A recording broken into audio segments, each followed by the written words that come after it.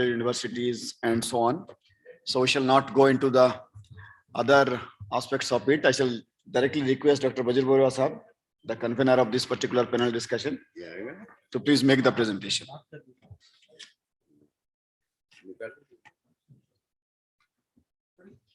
Yeah.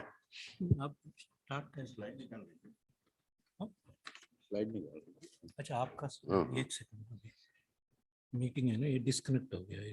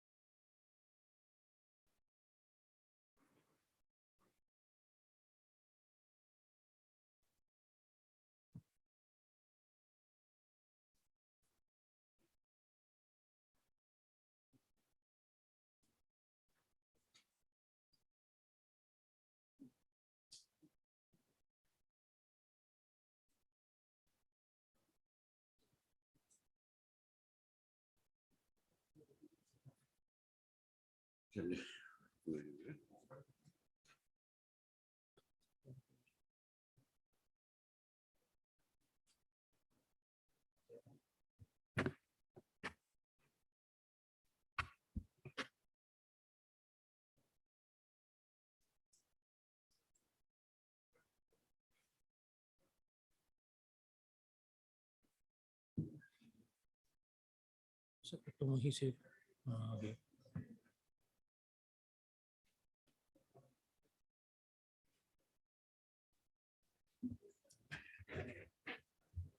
without that, na? आएगा? हाँ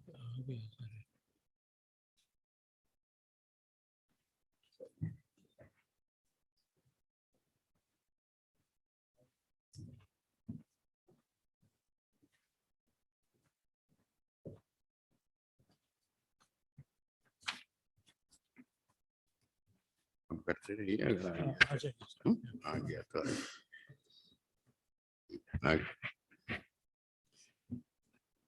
our esteemed president and all of you, very distinguished fellows, most welcome to the post-lunch session. We had a scintillating morning discussion on Amrit Kal. This is by and large related. This presentation is also by and large related to that. In between, you can bring in the discussion, the points that were left during Amrit Kal discussion, and we can tag those here. Now this was given to me, this particular topic, empowering SAUs to meet the emerging challenges in agriculture. In this also we had selected 10 panelists, besides all of you who are present. Out of 10 panelists, I think 2-3 of them couldn't come for different reasons. We have, however, the panelists who you will be knowing and then when they present their views. I will not take time to introduce them. Now let me tell you first to the panelists as well as to all of you that you can suggest even right from the title to everything what will be presented. When title, definitely I will expect there will be some suggestions because empowering SAU, the very word, may not be very much suitable because SAUs, CAUs are powered by their own act and statutes. Over and above that, sir, yes, sir. Idhar aa jaye, sir. Idhar aa jaye. Idhar aa jaye. Idhar aa jaye, sir. No, idhar aa jaye. So, as I said, they are all governed by their own internal acts and statute. Over that, to what extent they can be empowered from outside will be the issue. So therefore, definitely you will be all open to suggest. We all know that agricultural universities, including the central universities and DUs, are in the forefront of producing the human resources to the agricultural and allied sector. They have been doing it over the years. Their responsibility doesn't end in producing the human resources. They have also to give methods, methodologies, tools, techniques, and technologies for the region, for the state to push up the agricultural growth, as well as they have also to carry out the extension and all that, all those activities they are to do. So therefore, with the kind of challenges we are talking about, the challenges Dr. Joshi has presented in the morning and other challenges, with the kind of challenges the SAOs, the CAOs, the DUs are also to be, little bit given a sort of facilitation, touch, so that they can go beyond what they have been doing and encompass the newer areas of teaching and research. With a view, keeping that in view, I prepared a small presentation, not very, very long. I may be wrong totally. It is a presentation just for your further inputs to improve upon this. That's the whole thing. Now, the challenges I divided into 4 categories: the academic challenge, the research challenge, the extension challenge, and the other one more challenges there. Now, in challenge number 1, challenge to me, it appears that implementation of new education policy is a major challenge to the SAUs, to the EA thing. Now, definitely a national policy on implementation of NEP, a policy guidelines will be essential. Will definitely be essential, so that the SAOs, CAOs, etc. can, can definitely refer to that, and then design their own ways to work towards implementing the NEP, if at all we want to implement it in toto, or if we have some revision in our mind that also has to be brought in, and so that a policy guidelines the SAOs, CAOs receive.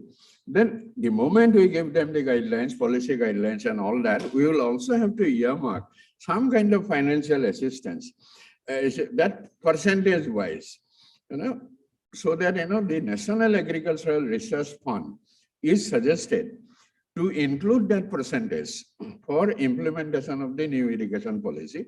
The National Agricultural Research Fund is one, ICR is another, and so many other options.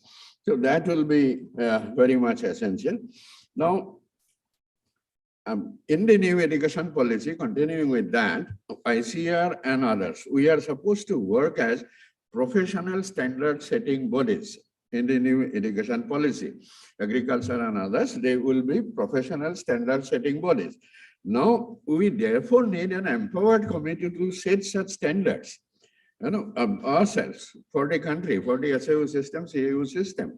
What are the kind of standards that we will be suggesting to be followed in while implementing the NEP? So, a empowered committee, sir, my thing, may be constituted to form this.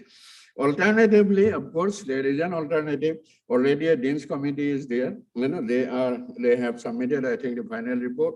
The Dean's committee may be empowered to do this, to set the standards, with the addition of few more members, maybe from amongst the vice chancellors and others. In this professional standard setting body, what my proposal is that the DDG education should be the main link person with the highest authority in NEP, so that all standards he can take care of that, he can project that. So he may be taken as a member in the highest decision-making body. Now, this is very harsh, hire and fire policy for SAUs and all that. These days, many a times we have observed that problems in SAUs are not much from the students as it used to happen earlier. The problems are today much from the faculty, that to the faculty average and below average ones. So means a policy has to be there, how to hire the best and show the exit door to the ones who are not working as per the requirement of the country and the state. Now, creation of academic ambience, ये तो सबको पता है. Now, maybe how we can empower or facilitate the SAUs, universities, to carry out such program. So therefore, I think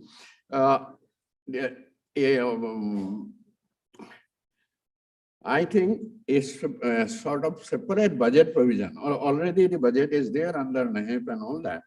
So maybe that budget is not enough, maybe little enhancement in that budget, so that this, because AI based, everybody has talked about, those all things are to be included. So definitely they will be needing additional support to create that teaching and learning environment as best as possible in their thing. Now, production of 21st century, all we have been talking about the challenge of producing 21st century graduates so that they can take this sector forward. Here we are talking about a shift from, we had shifted from C&T mode of education to little bit ICT mode of education. Now there is a need to actually adopt a DDEM method, what I feel. Demonstrate, discuss, engage, and motivate. That is what will be, I think, important.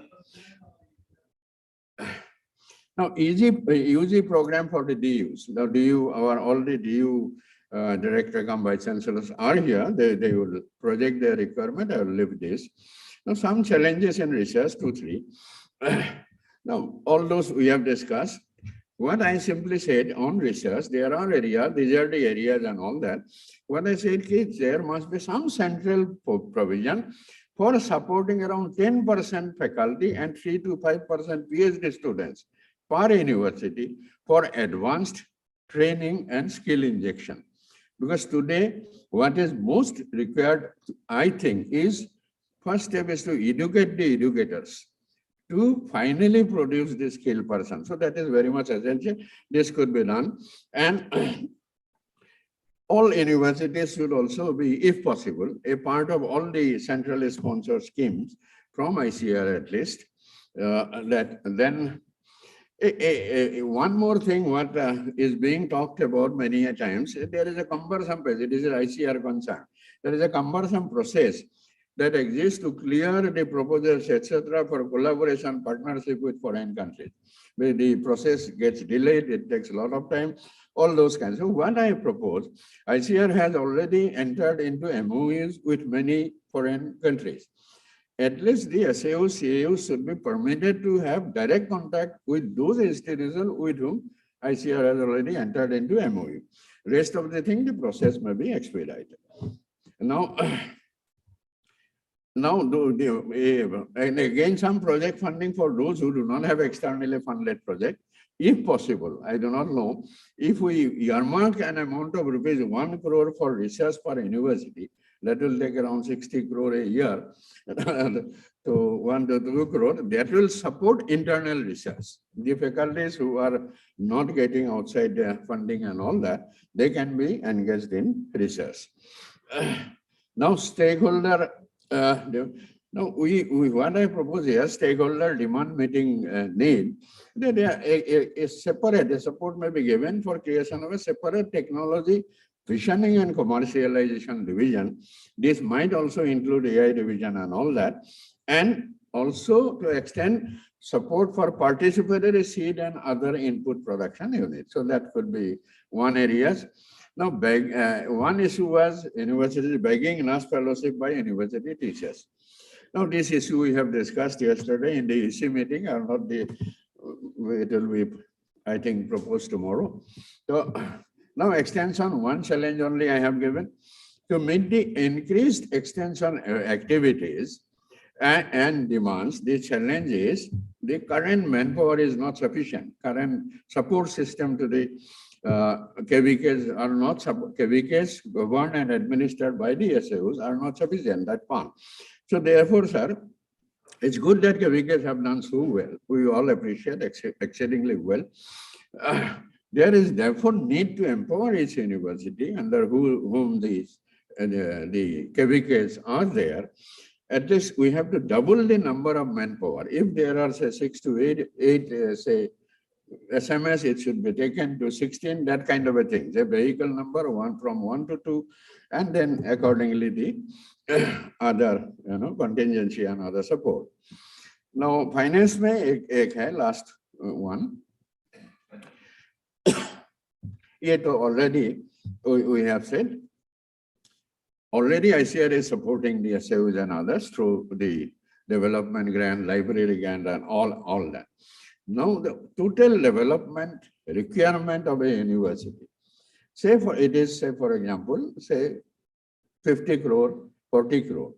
What I'm proposing for them is that 25% of the development fund from ICR should be earmarked of the amount calculated by the university.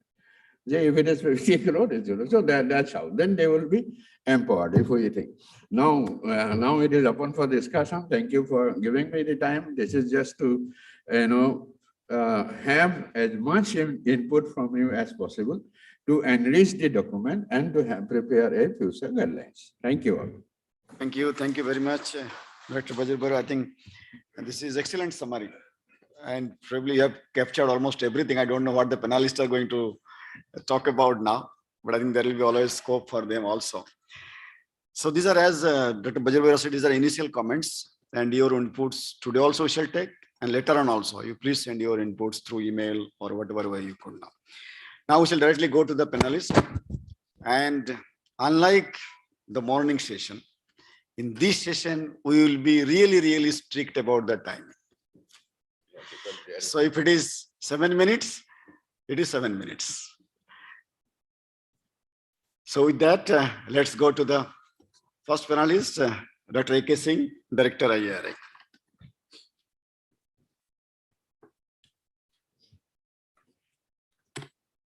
Thank you, sir. Many things have been said, just a few points that I would like to mention. One and the foremost is harmonization of agricultural education in line with the National Education Policy 2020. And this has to be done as early as possible, and more exercise is required because there is still a lot of confusion how this will be implemented.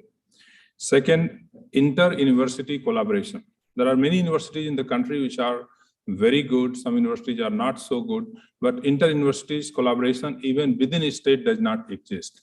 So the resources, human resources, other infrastructure between universities can be effectively utilized, not only between state agriculture universities, but also with the central agriculture universities and deemed to be universities.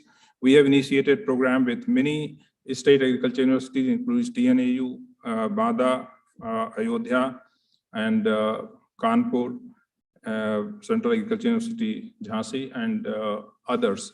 So this would help, in fact, in terms of capacity building, human resource development, and also sharing of the material.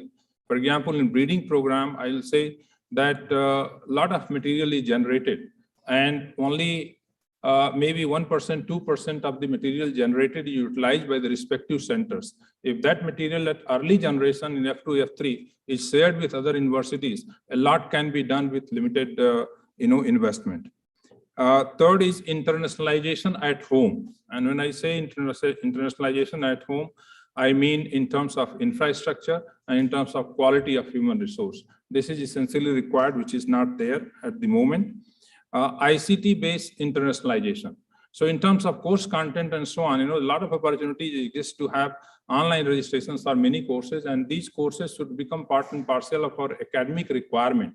And these courses are available many times free of cost from University of Illinois, California, Davis, Cornell. Many courses are available, and those courses should be made mandatory for the achieving degree, master's, PhD in respective subjects, where such courses are available in the overseas universities. Even if some payment is required for the students, provision for that should be made from the university side so that students can register and get these courses done. Then international collaborations, of course, many universities, for example, TNAU has taken lead in establishing sandwich degree program, joint degree program that IRI has done at least with 6-7 universities. So this, every university can start, and Dr. Karim is here. He is all looking for these kinds of collaborations. Always he is pushing this. Having, the co-guides and members in the advisory committee from the overseas universities, always online contribution can come from that. Also from academia in industry, this kind of collaboration is important. Public-private partnership, of course, extremely important for effective utilization of the corporate social responsibility fund, and also having faculty members and guides from the industry so that actually we know what is the requirement of industry. Accordingly, our research program for PhD program of the students can be modulated. Establishing Center of Excellence. In the morning, it was mentioned about the discovery centers. Likewise, some selected centers of excellence to be established, which would be meant for supporting the state agriculture university, their students, their faculty in terms of capacity building, in terms of completing their research program. Paucity of resources, of course, this is one of the major concerns and that needs to be addressed. And mushrooming of private colleges. This was a concern raised in the morning adequately. And we need to put some kind of check on this because this is deteriorating the quality of graduates that are being produced. Vocational education should be main focus. And then lastly, the inbreeding in agriculture universities. This is a major problem. If you look at the statistics, there was a time when Punjab Agriculture University, Haryana Agriculture University will have 50% staff from other states. Professor R.V. Singh is a living example here, who headed the program at PIU and also at HAU. Today, if you go to state agriculture universities, almost 90% plus staff is from the same state, educated at the same university. And this is one of the major cause for deterioration that needs to be checked, like we have done for students, 20-25% quota admission. Similar things should be brought in here by legislation. And these are the, I think, a few points which I wanted to share. Thank you very much. Thank you very much. Excellent points. And of course, within just 4 minutes. I think that's what we need. But I was really wondering, your first 4 or 5 points, these are very easy to implement. We need not to take anybody's permission. I mean, the universities, and of course, with the help of our DDG education in ICR level only, all these 4 or 5 points can be implemented. So my, not suggestion, just Dr. Agrawal, some of these things, but many other things can be done. So after this panel discussion, I think many more sessions also will come. Immediately in a week's time, you please call a meeting of all of this. And NAAS can be, tomorrow we are going to sit, but for other issue, even this also, let us make a timeline that within next 10-15 days, academy can still take a lead and Dr. Bajirbaria can still be the convener to formulate the guidelines, at least the easy points, which we call as low-hanging fruits, which are in our authority. We need not to go to anybody to take their approval. If we are in a position to take that particular decision, we should not be delaying at all. So within the next 10-15 days, you please come out with these options, which ICAR itself can do. And then let us, and several things which you suggested, Dr. Singh, can be done. Of course, there are a few other things, finance and those kinds of things are certainly it will take time. Again, these overseas universities, and Dr. Saab is here. Now somehow India is getting recognition. It is not now getting, earlier also got, but then somehow interest on India by outside agencies have increased. Australia, for example, almost every month, 1 or 2 universities are visiting us to have their joint program. USA, several universities are also here. Similarly, for Europe also, there are several universities. And already we are in process. With Australia, the program is going on. USA also program is going on. That means already the MOU and those kinds of structures are in place. If all of you agree, we can certainly enlarge it, upgrade it to include many other universities. So this will be another area where we can take almost immediate kind of action on this.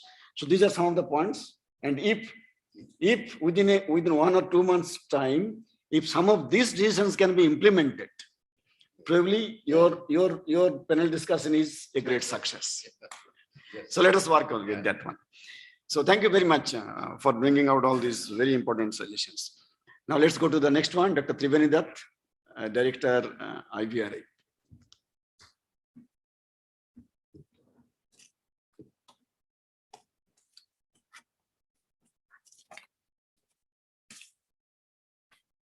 A very good afternoon to all of you. Honorable President NAAS, Vice President NAAS, Past President, Honorable Past President NAAS, former Chairman SRB, esteemed fellows. Thanks for giving this very important opportunity. As we all know that national education policy are in place.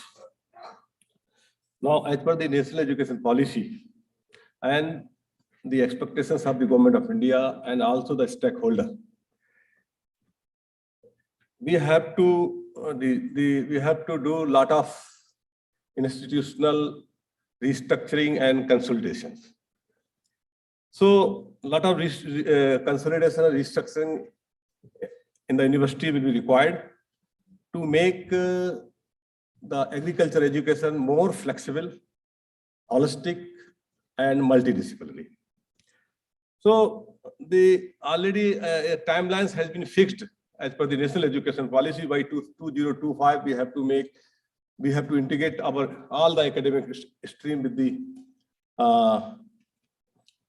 the vocational courses and professional courses, and also we have to make vibrant multidisciplinary university by 2035, and by 2035 we have to move all the deemed university into the full-fledged university on the completion of full-fledged norms and regulations, and we have to enhance our GER from 26 to 50% by 2035. So this a lot of restructuring and consolidation in the institutions will be required. In order to compliance these national education policies, we have to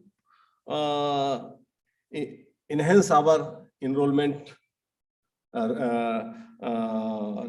We have to increase our enrollment also, and also the academic and operational excellence, like creation of our effective course content, course-based, choice-based credit system, combination, choice-based combination of disciplines, and academic bank of credit, and also the multiple exit and multiple entry. A lot of things we have to do, making our education more flexible. So we have to require making our education multidisciplinary and the industry ready preparation of the industry ready professionals, and also the creating optimum learning environment in the education system, and preparing professional in cutting edge areas and globally competitive professionals. We have to make world-class infrastructure in our universities.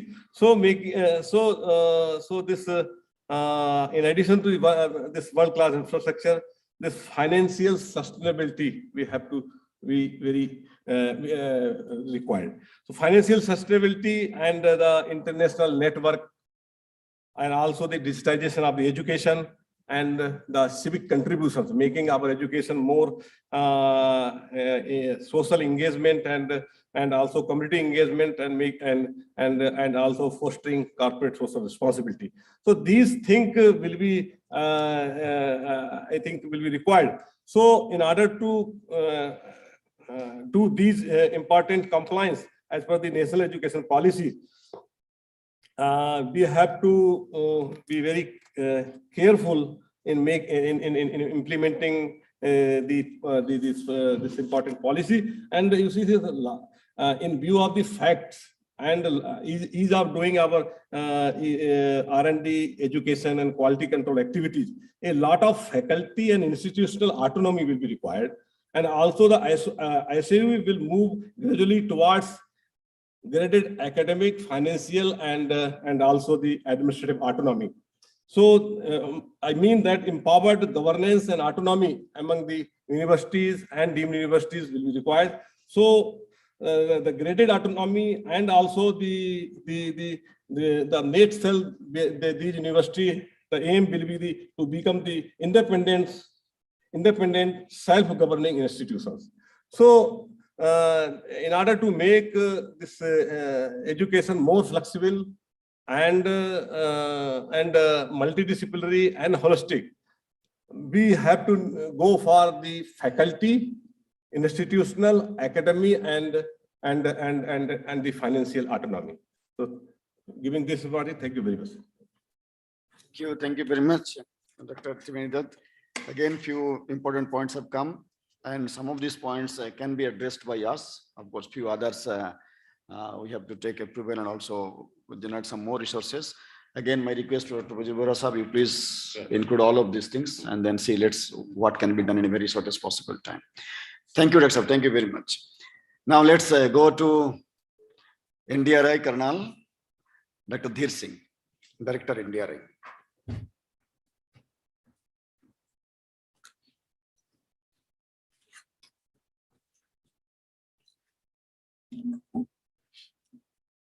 Very good afternoon. The Honorable DG ICR and Secretariat here, and also the President NAAS, the Vice President, fellow colleagues. Well, let me first actually outset thanks actually to share my views.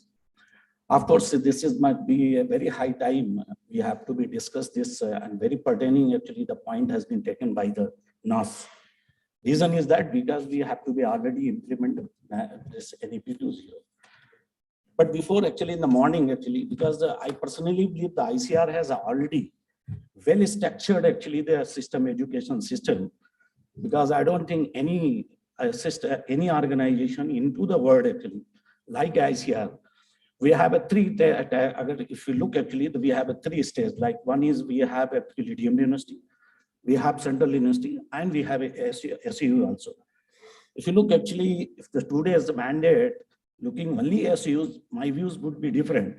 But if you look total actually agriculture, my would be different. So I will cover actually some of the very specific point. I'm not going to discuss how the NEP should be implemented. But in the morning, actually, some of our fellow colleagues and distinguished fellow colleagues has already mentioned actually, before implementing or making any empowerment on any policy, we should also look actually what is our the baseline. So for example, I will take the one example from my own institute, because personally, I will discuss in 2 ways. My discussion in be 2 ways, my perception or whatever you can say. The first actually where we are actually and how to implement it. So I will take some example, because I personally believe if you go to any management organization, they always take you should lead by example. So if I took my own example of NDRI, for example, I'm talking about some of the policy what we implemented in past. If you take the NDRI, and NDRI, since the ICR started actually the number ranking, NDRI is taking number 1 since actually it is starting for some inception of the ranking of ICR. But recently we implemented BSMA. And because of BSMA implement, NDRI could not be included, actually cannot be admit 50% student. So I think this is also we should look at in future. If we are going to implement NAP, we should also maintain actually the ICR, the education system like SUs as well as deemed universities and central university. So we have a very clear-cut policy. My would be suggestion that like our Vice President has very explained that's how to NEP and there's several problem. I would suggest we should look the SU, because the SU is the state subject, like agriculture is state subject with morning also. I have a suggestion that we have to be very clear-cut mandate of the research institute in India as far as agriculture is concerned. Deemed university has a very great challenge, because deemed university we have a very good manpower. So we have to take some of the actually the research which is never licensed. In the morning also, our DG has very well explained that some of the actually the research, if you look actually the Indian scenario overall as research is concerned, do you have any project, if you look actually back to in the 1980s, we have the United States actually the launch human genome project. Cannot be actually, because we are leading agriculture institute, or in India in the world actually we are leading, why we should not actually launch some of the project which can lead the world, not only the nation in the world. Such type of actually innovation, because if we want to be, without just to saying it, we want to be lead, we have to be innovative. So we should look actually some of the, and we should go back to actually our research. We are going to be celebrate 100 years. I'm celebrating, NDRA is celebrating 100 years. ICR is also going to be celebrate 100 years in by 28. We should look actually where we have actually the research, where is the novelty, where we have it, and where is we have actually the lead. We can make the nation, actually not the nation, the world. So that my very highly innovative research should be given to the ICR, because ICR has a really mandate initially to do research. We have somewhere diverted actually to make this extension activity, but the state university has to be implemented, because the ICR is the only organization supporting nature, not through SUs, but also through regional committees. I have seen the several regional committees, actually, some of the actually state government message is not given. We have to look at policy by which the SU can take a lead by the actually the whatever the ICR is developing, it should be implemented as a regional specific. So we have to make the actually national policy, we have to be the regional policies, and we have to identify there is several actually cutting edge technologies we have. For example, we are going to invest 500 crore rupees as far as the this recently into the CRISPR technology is concerned. 250 crore, the CRISPR technologies come from the United States or some from others. Why not we are actually developing our technologies which can be sell actually outside. So my suggestion is that very specific that we should make the policy that where NDRA, that deemed university and central universities should look into the lead the actually agriculture research per se. And there is we have several actually the priorities area, need not to repeat it here. And then SU has to be make this policy to be regionally specific, and they should make actually regionally specific actually. And this is regarding as far as research is concerned. As far as education is concerned, that we have to be very open. And our mission should be only making that these universities, the deemed university and central university, as making discovery actually the gateway for discovery, not for the actually just repetitive, the gateway of discovery. Make flexibility into the student. We have to make flexibility in such that if anyone want to be a research, we should make. So some flexibility have to be implemented. I have only 4 suggestions at the last I'm going to be shared, that we should have a flexible learning. We have to knowledge creation. We have to be creative learning by discovery or delivering actually. Delivering in terms of that student has to be either go for entrepreneur or he has to go for the business model.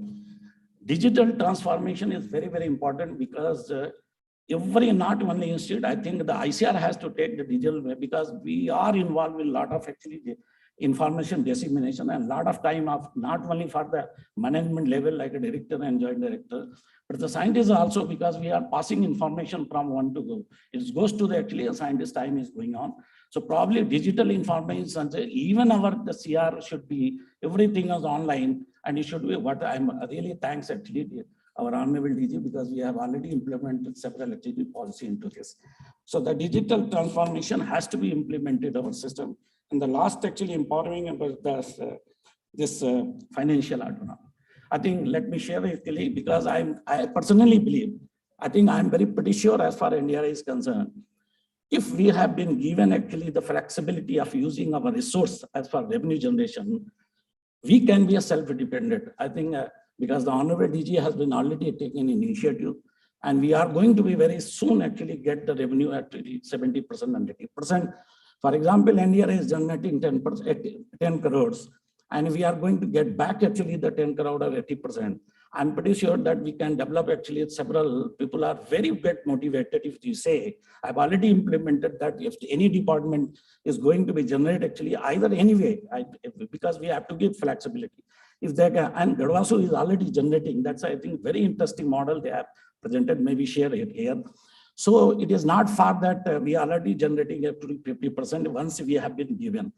And if we more actually motivation than given even by the faculty and the student, if you generate, we are going like exponential learning about a student, they can get a very simple fellowship by selling actually the product. Or already DG has been already released some of the actually product by NDRI, and they are getting actually more than the fellowship what they are getting by selling from my own counter.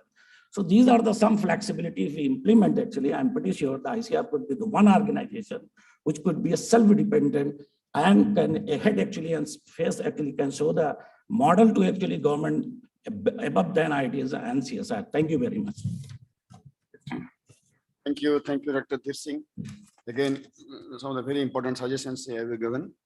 As you know that, I think day before yesterday only we had a meeting, and Dr. Dhir Singh, I think you were also there in that meeting. I think you joined online about the corpus fund and so. So we are hoping that by July, this revenue generation, whatever any institute is generating, will be given back to them. Initially, 70% of that will be given, and then subsequently, if the things go in the right way, probably 100% also can be given back. And whatever that 20 or 30% which council will be receiving, that also will be given back to you. Of course, for some other purposes. So the point is, whatever revenue is being generated will be given back to the institute. And of course, you gave us a very encouraging number that with that one, the whole NDRI will be totally Atmanirbhar India, right?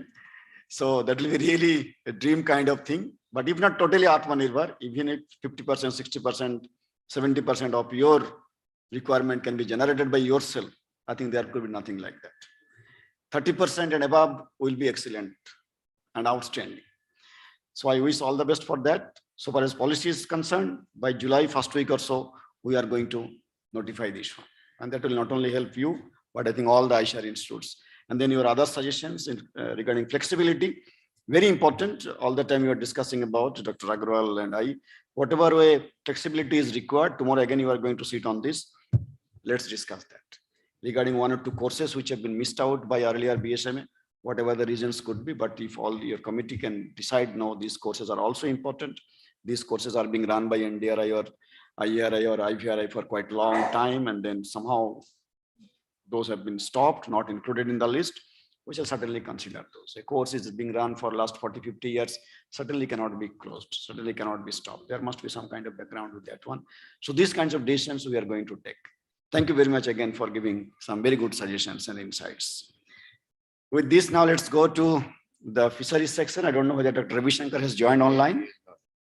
He's not here. Okay. So if not, then let's go to Dr. Anupam Misra ji. Dr. Misra, over to you.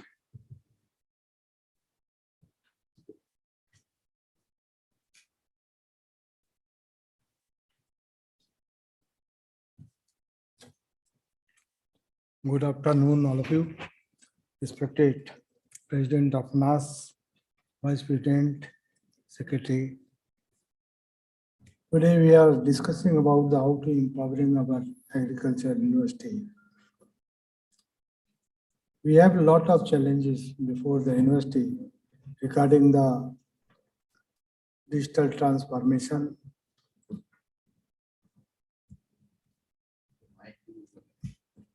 climate change, crop improvement,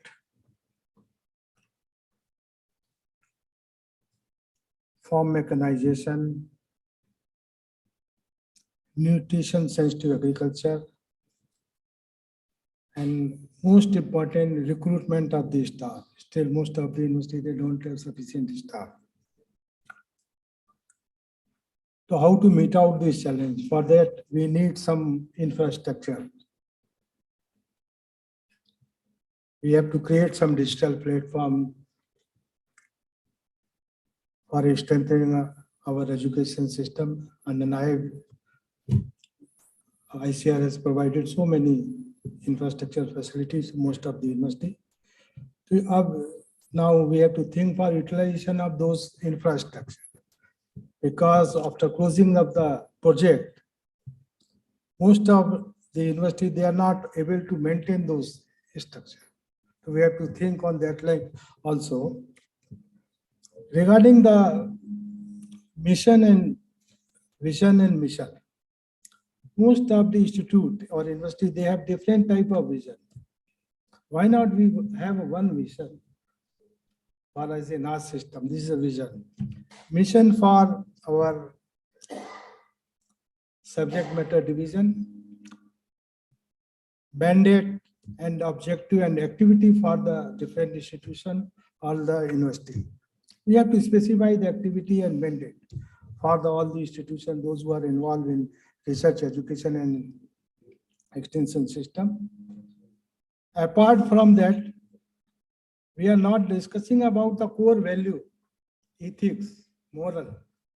For that, we need some motivational type of thing in universities, also making mandatory to adopt some this type, because everybody knows niyat to नीति तो ठीक थी, नियत ठीक नहीं होती, नीति तो बहुत अच्छी, but we are failing in the implementation. For that, we need some good core values. Regarding the entrepreneurship development is under the NAP, how to foster the entrepreneurial cultural among the student and the faculty. to promote the technology transfer and commercialization of research outcome. Establishing the incubation center, providing the seed funding and offering business development support can encourage the student and the researcher to develop the innovative solution and start agri-business. That is highly important under the NEP. Regarding this, the ICR can also provide the support to the SU by advocating for their needs and priorities in the national level. This can help in securing the government support, policy reform, and the resource allocation of the SAUs. These are some of the points. Another point, what we feel, whenever we receive from fund, there are so many channels involved, in particularly from ICR, from other government also. So why not we have one single window? Because we have to prepare separate report, we have to prepare separate AUC. So that will take the time. And sometimes some project they are facing financial crunch also. So why not we have a one single window approach? Another point regarding the collaboration. For foreign collaboration, it takes a lot of time, more than a year sometimes also. So if ICR signs some MOU with some foreign agency in an umbrella MOU, the other university can also, same MOU they can also use. Thank you very much. Thank you, Dr. Mishra. Thank you very much. Good, very brief, but then very important points which you have highlighted. 1 or 2 points I would like to make, and our new ADG IR is also sitting. So Dr. Mandal, you can see several issues regarding the delay in approval. So let us work upon that one, and we should not be delaying that much. So let us make it a point that we must be doing as quickly as possible. Not only in this session, even morning session also, 1 or 2 concerns were expressed that why it will be taking so long time. So if at a higher level it is being taken, we must work upon it, and as quickly as possible we should do that. Then of course several channels, what Dr. Mishra suggested. Now actually even Government of India is also trying in a very sincere way that all the decisions, whatever tough or easy could be, it must be taken in maximum 3 levels. I mean 3 tables. It should not be going more than 3 tables. If any decision is being taken in 4, 5, 6 levels, that means somehow there is inefficiency in the system. And his instruction has come to revisit all these rules and channels and procedures so that the decision should be taken within 3 levels. I think the universities, including DUs and CIUs, also should follow these things, that it should not be going through all kinds of processes. Then simplification of process, ease of doing business and those kinds of things. Some guidelines are in the pipeline. Aisha is also working upon those. Those guidelines also will be circulated. And Dr. Mishra, the points which you mentioned, probably some of those will be taken care of. But again, after this panel discussion, if some good suggestions and can be sent to council, so that we'll be working upon that, and then we shall try to implement those. Our next panelist in this series is Dr. Inderjit Singh ji. Yes, Dr. Saab, please.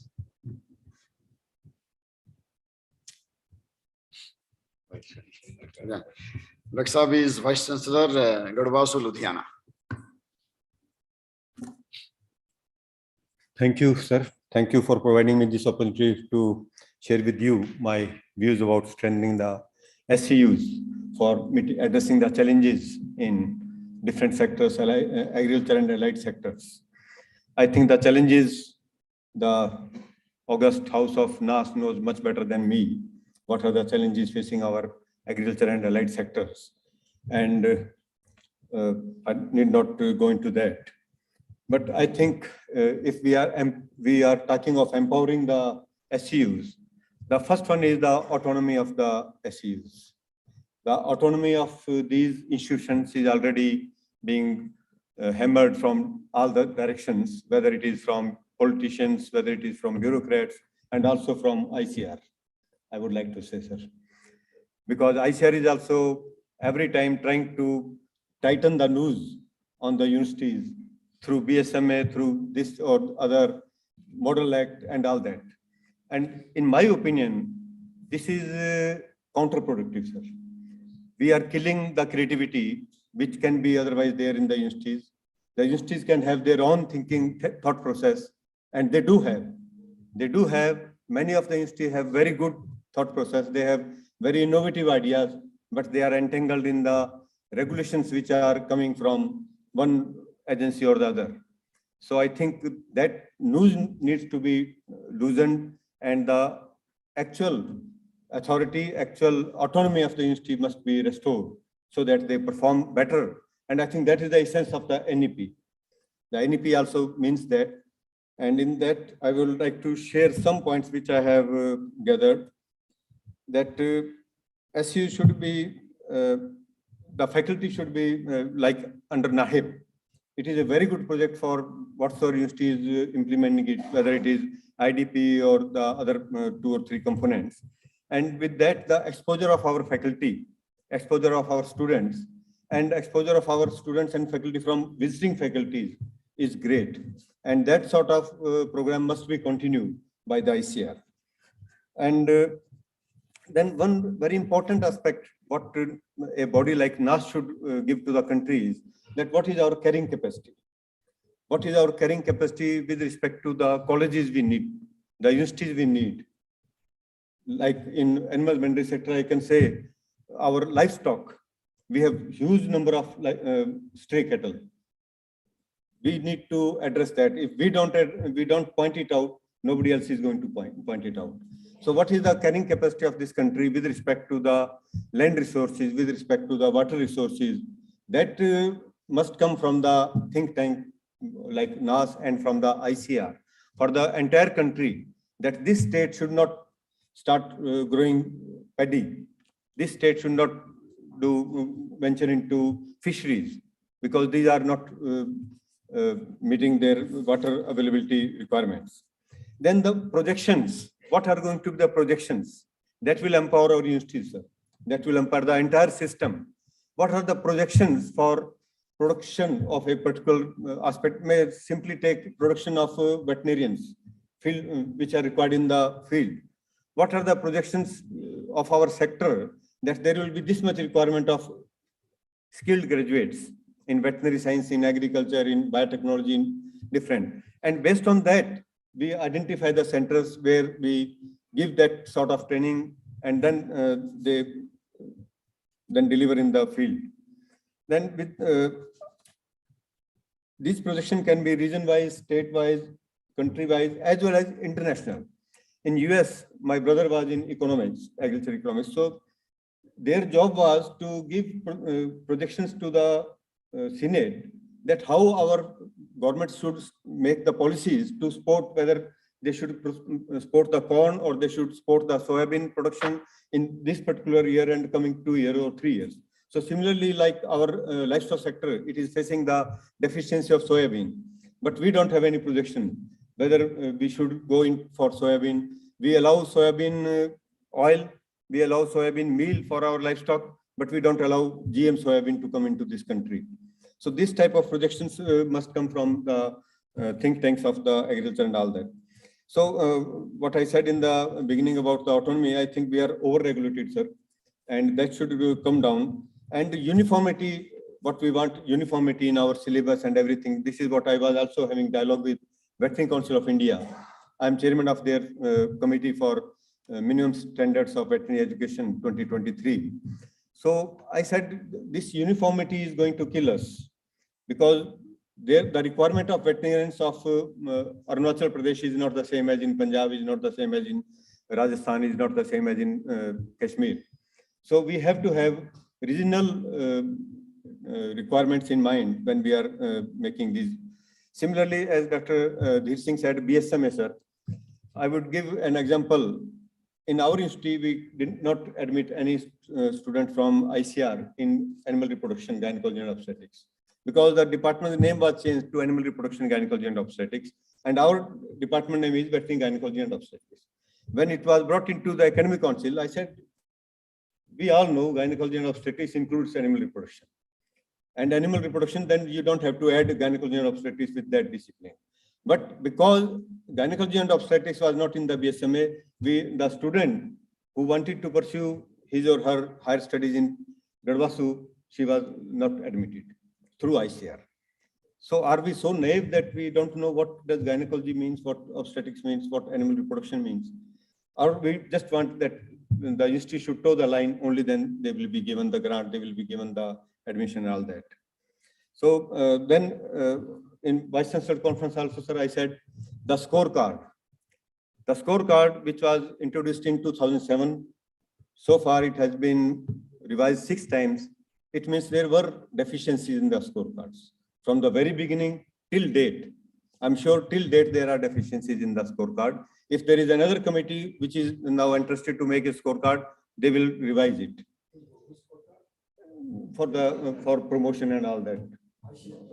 ICER scorecard.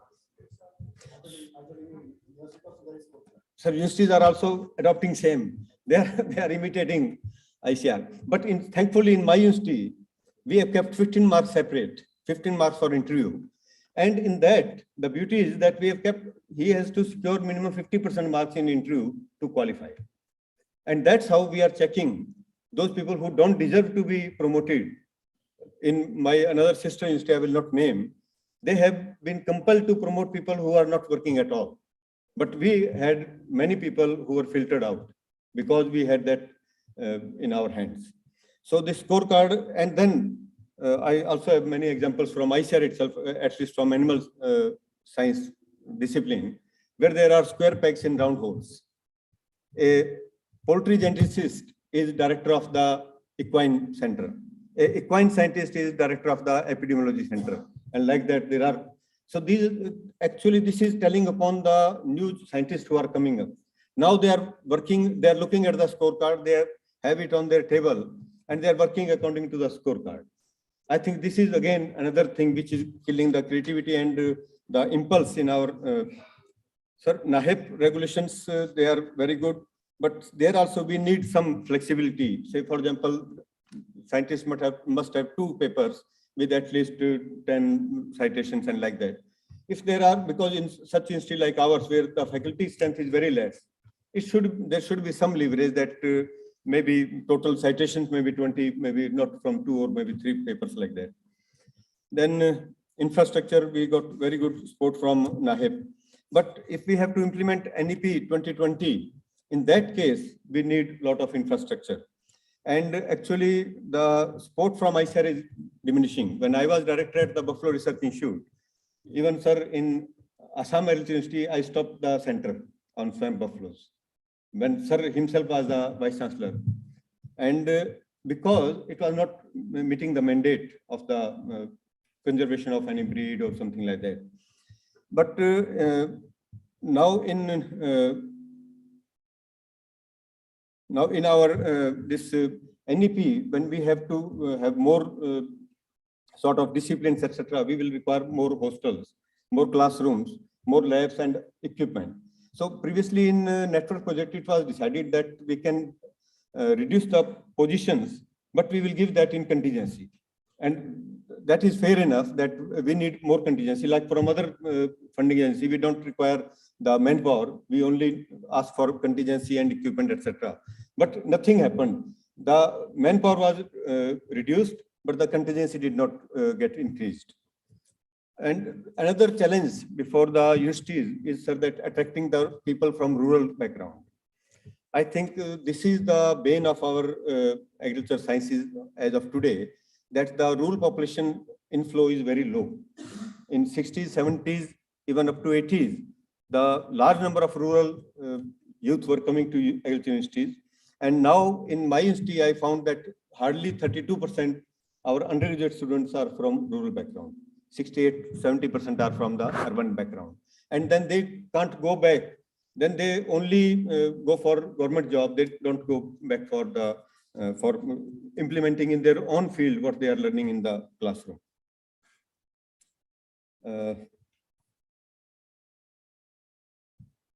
Then, sir, ICR has recently increased the number of PG students from 25 to 30% that they will be giving to the institute. We already are giving more seats, even more than 30%. And but commensurate budget is not coming, sir. Even the development grant is going down. And for that, I will give you an example that in education division 2019-20, the budget was 687 crore rupees. Next year, it was 526 crore, 24% reduction year-to-year basis. And last year, it was 415. This year, 23-24, it is 415 crore. So from 19-20, it is a minus 40%. And if we take into account the inflation also, the budget on education has decreased by 60%. So that is the situation. On the other side, animal science is another sector which has witnessed very sharp decline in the budget, while horticulture got for 22% more over last 4 or 5 years. But extension has got 48% more budget between this year and the 2019-20. And I think extension is the basic mandate of the line departments. ICR, sir. ICR. No, sir. It is from ICR report only. From say horticulture, it is up 22% this year as compared. Sir, animal science is down 3.25%. Education is down 40%. Sir, as compared to 2019-20, I'm saying, as compared to 19-20. And extension has got 40%, 48% more, 50% more. And extension, in my opinion, is a state subject. It is a subject for the line departments. And the education is suffering because of the, yeah, education is also. So I think education and research is suffering because of ICR embracing the extension in such a big way, sir.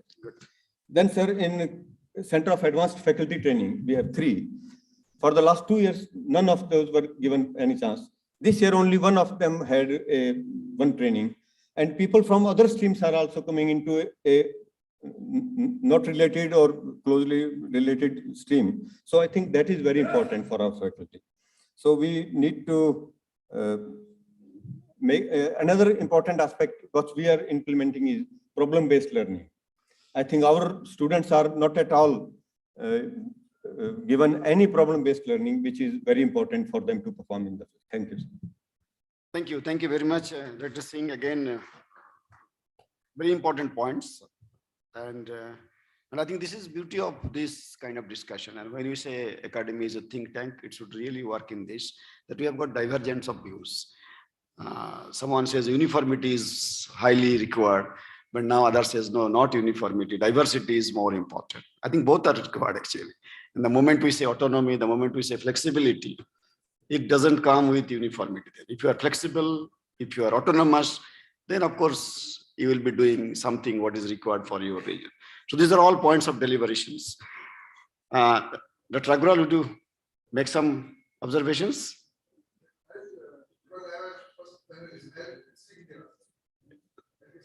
So now we are going to do the last only. नहीं, हम सबको छोड़ के आपको दे रहे हैं. No, others are absent actually.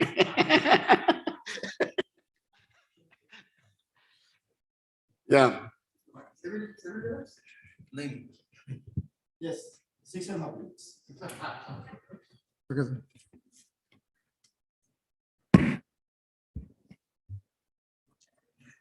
So thank you very much, sir. It was really enlightening to listen to the panelists. And thanks again, sir, for giving me chance. But somehow the format which was given by Dr. Bajarpur Sahab, that, okay, what are the points on which we have to discuss? So that was missing in the points. So the topic was that how to empower the SAUs. And I think as Dr. Bajarpur asked that, okay, we can also suggest the title. So I think empowered SAUs are already empowered, but we have to strengthen the SAUs. So strengthening also should be there somehow in that. So I'll just take point by point the points raised by Dr. Bajarpur Sahab. The first one was that how to implement this NEP. We have to come out with this some kind of guidelines, some kind of roadmap. So already I told in the morning that we have developed the roadmap and we are following strictly the roadmap which we have developed up to 2040. So that's really the plan. And in all the, you asked that PSSB, that what is the role of ICR for this professional standard setting body? I can just tell you that in all meetings, latest Honorable DG has nominated me. The meeting is in next week.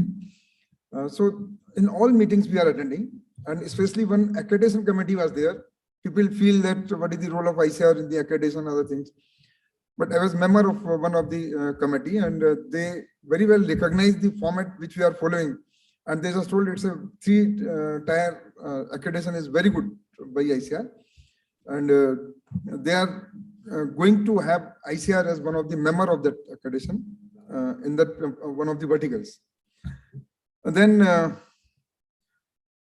sir, there are a lot of points, but I can also take some. No. I'm just, you are asking the status. Okay. There was a common point for the private colleges in the morning also, sir, and now that they are mushrooming up and a lot of things because it's a state subject. But what I can say that the accreditation of ICR is very strict. So whosoever is applying, though it's a voluntary, not mandatory, and more than about 90% is the rejection rate for the private. So only 8 to 10% is the acceptance. If you see, we are very strict and we don't come under any kind of influence, any kind of pressure. We are just following all the guidelines, and we have made light but tight. We have relaxed the accreditation guidelines of the land requirement, of the faculty requirement, because more GR has to be there. But still, we are saying that now we will not relax anything. If it is 15 hectare, earlier it was 30 hectare, now it is 15 hectares, so that means 15 hectare. If it is 14 hectare, we will not accept. 1 hectare come now, we will say it is.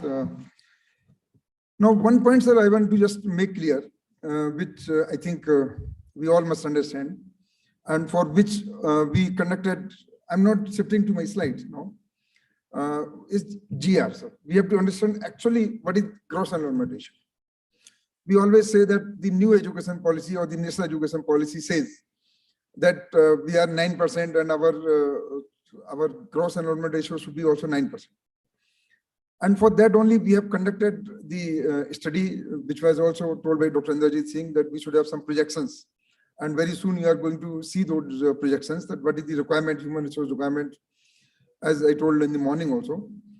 So if you actually see the numbers, 9%, so that means presently there are about 4 crore, 4 crore is the gross enrollment ratio in India. So if I take 9% of 4 crores, can I take 36 lakh students in agriculture? Can I afford to have so much unemployment? Presently, we have only 2 lakh students. So we have to be some rational. And I objected to this in the Ministry of Education also. Sir, we cannot have 9%, as you say that we are total 9%. But you see the size of our universities. Can you equate any of the agriculture university with the Delhi University, with the JNU? So you are just saying 9% means we are, in India, there are about 1,040 universities. In world, there are about 18,000 universities. And agriculture universities are around 74. So they just say 9%. So your total number should be 36 lakhs. 36 lakh students in agriculture, we cannot afford. So that number somehow we should not just speak because 9%, we have to have 9% students. We cannot have 9% students. We cannot have, so that we have to somehow understand and we have to oppose. If anybody says agriculture students come here, we require only those many students which are required, not because it's a professional degree. And that's what the focus of ICR is, to make it, it has been already declared as a professional degree, and we want to really come out as a professional degree. And again, sir, we collected certain data, though I'm not again shifting to my slides, but I can just tell you, in the last 2 years, we have, as per this ICR guidelines, there is an increase of 10% number of enrollments. In the last 2 years, 20% students have increased. And we again collected the data for the last 10 years. What are these successful entrepreneurs? And we could come out that there are about 400 entrepreneurs in the last 10 years. And the average turnover is around 28 lakhs. There are some entrepreneurs which in 2 years, they could reach up to 400 crores, 500 crores also. But it's a very good thing We have started around 450 vocational courses in the last, under NAH, in the last years. Somebody was saying, if you see the digital infrastructure, well, these are all NEP requirements, and the UGC says you are far ahead than other universities in the implementation of the NEP. When I just told UGC chairman, yes, look, these are our agriculture university status plans. So in digital, we are the first to launch this Krasi Megh, thanks to our former secretary, dear Dr. Mahapatra ji. He was witness to that. Agri Diksha portal, I don't think any university has got where you were saying that 4,000 lectures are stored in that. And of late now we have also launched the blended learning platform. And I request all that please, in the universities, please adopt that BLP.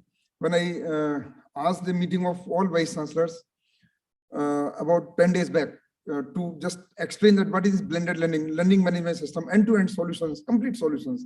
So if you are going for a lecture, before going for a lecture, you can upload your PowerPoint, you can upload some references, you can upload many things so that student come prepared. So he's not totally blank. He has some knowledge through this BLP. You know who has read. You can give certain assignments before a class, every kind of thing. So only few vice chancellors, they participated. Only few vice chancellors. Some deans, some other persons, and one-to-one, sir, we are going to conduct the training programs. NAIP, everybody is appreciating, but the problem is NAIP, I proposed to a committee headed by you only, sir, that the university want a relaxation that for going abroad, if the teacher doesn't have 2 papers, then they want relaxation that without papers also they should be sent, and the committee didn't agree. No, we will not accept such a relaxation. So there are many points which have been made, but a CAFT, of course, I accept, sir, that we have not given proper number for the center for this faculty training. The reason being we have certain priorities in the given money, whatever is with us. We have the first priority for the fellowships, then we have for the salary of the national professors, other things, and then only whatever comes we spare for the trainings and CAFT and other things which can be adjusted, whatever can be accommodated in our given project. NAIP continuation, I think, sir, we are making plans that how it can be sustained, and for that we are making a lot of efforts. For world-class universities, again, we are making very good efforts. Recently, I visited Canada, and all 5 universities, they are ready to extend all kind of support. We could learn many good models. This month itself, I have kept a meeting with all vice chancellors of the Canada-based universities. So we are trying to have as many collaborations as possible. But one point regarding the MOU, and I think in all vice chancellor meeting, this is a common agenda that the MOU should be relaxed by ICR. So there is a notification by Ministry of Education that the state universities can incorporate the changes in their state act, or they can make some statute for the foreign collaboration. Then those files need not to come to ICR or need not to come to DARE for the approval. So it has been clarified that it's a part of statute, so that they are not able to somehow incorporate. But in ICR, because it's a Ministry of Foreign Affairs, External Affairs regulations, that any foreign collaboration has to go through it. So that I request that it may kindly be taken care. I'll not take so much time, but just last 1 or 2 points I just want to say. For cluster-based education, we have issued a notice to all, circular to all universities, that please form the clusters of the nearby institutes, universities, so that the NEP compliance is there. Like, sir, just half minute. Like in Delhi, we can have, and we were approached by Delhi University also, by JNU also. So let us have a cluster where we can approach them for any course which they are running, or any course which they want to attend, they can approach to us. And similarly for one CG, sir, I had a contact with the IRI, and they are developing certain modules, certificate courses for 2 months, 3 months, which are online available. So they are going to extend all those free of cost to our agriculture universities. They are on resource management, they are on many other things. So a lot of such things also, sir, we are trying to incorporate. So thank you once again, sir, for giving me this time. Thank you very much, Dr. Agrawal, for informing us about some of the developments and also some of the initiatives which you are taking. Before I make it open for your suggestions, inputs, and observations, let me make few observations which Government of India is in a way thinking, and what Aisha is also discussing about it. But 2 or 3 more points and which you can take it as an achievement of the whole system. Though there are several lacuna, we accept that, and there are several problems which need to be rectified, improved, upgraded, and so on. Number 1 is, if you see the number of students who apply for admission in UG agriculture, BSc agriculture, and so on. Last year, the number was 89,000 something, 90,000, about a lakh. This year, that number has increased up to 5,27,000. So that means for 1 seat in UG agriculture, there are 107 applicants. So this shows how more and more number of students are applying to get admission in agriculture. Number 2, Aisha one, yeah, not universities. Aisha, the 15 and 20% quota which I got. Number 2, which is also important in terms of percentage of girl students, gender equality we talk about. Now, in most of the universities, the proportion of girl students are more than 50%. And I had opportunity to attend the convocation of few universities, but 2 I must tell. One is OUAT, and Dr. Rawal is sitting over here. 95% of the medals and awards were received by girl students, 95. It was hardly to see any boy coming on the dais to get the medal. That's one. And then, that's right. That's true in every. Similarly, another one, Pantnagar. I mean, wherever I am going, this is the trend. This is the trend. And probably you can just think of at your time what was the proportion. Better not to think actually. But then all of you know that. So this is something. So, sir, Yeah. that on one hand, we're having more number of girl students coming over. Hmm. At the same time, we have not looked over of the engendering of the syllabus. You see, we're No, still planning on that aspect, but we're we looking shall discuss towards about the that syllabus. We shall discuss because syllabus is something which is, really controversial all the time.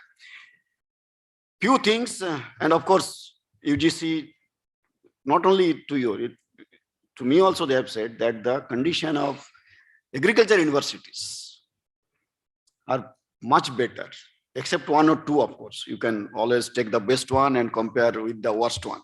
So when we compare, no, we take the best of their side and worst of our side, and then we say, see what is the difference. But then if you have to compare, take the best side of this one and the best side of that one, worst side of this one and the worst side of that one, then only make the comparison. In many cases, and of course our deemed universities are really good, CAUs are also good, but many state universities also, SAUs are also doing very well. Now, few things which are going to happen. One is now the NAAC, NAAS.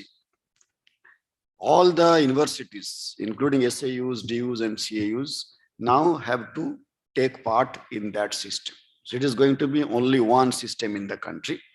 But of course, there will be specific parameters and indicators for agriculture, for which ICR is working. So it is not going to be a separate one. It will be one, but then agriculture will be having its separate dimensions, separate parameters, indicators, so on and so on. But you have to participate there. Similarly, for NIRF, RF, the ranking one. Earlier, ICR used to do a separate kind of rank. But now all the universities will be ranked general universities, agriculture universities, all will be ranked in the similar way. And of course, from that one, you can segregate what is your ranking of agriculture and so on. So we have to take part. And these two are the decision of the highest authority. So there is not going to be any compromise on this one. We have to accept that. Third and very significant development is our 4 deemed universities. We have already formulated plan to upscale them, as we call them, as global university. For IRI, already several steps have been taken, and soon NDRI, IVRI, and also CIFE will be taking it up. And from next year onwards, we are going to give them some additional budgetary support to adapt and upscale them.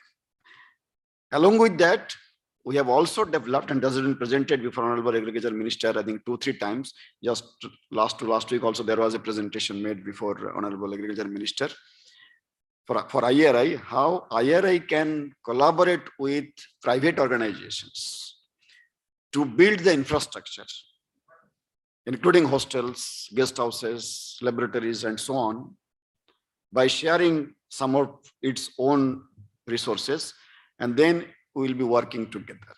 And the amount of money, because of IRI's specific and very strategic location, that amount of money is going to be huge actually. And if that materializes, IRI will not be having any kind of constraints so far as budget is concerned. We are in the process. We could say that we are 60% completed, remaining 30-40% if it is completed in next few months. IRI will be really having all the facilities, whatever you can think of in any international standard university. And if this model becomes successful, very soon we will be going to NDRI, IVRI, and all other institutes also to adopt similar kind of model. So these are few of the things which I wanted to share with you. And now I request you for your observations and suggestions. We know there are several problems, challenges, but also there are some opportunities. Few opportunities we mentioned, but there are many others, and many of our honorable vice chancellors also sitting over here. They can also share their experiences and how best they are also going to manage their university. If there is some good experience, good development, you can also share with others so that other universities also can be benefited. With this, now it is open for your observations. Dr. Meiser. Yeah. Sir, you can use the mic. Yeah.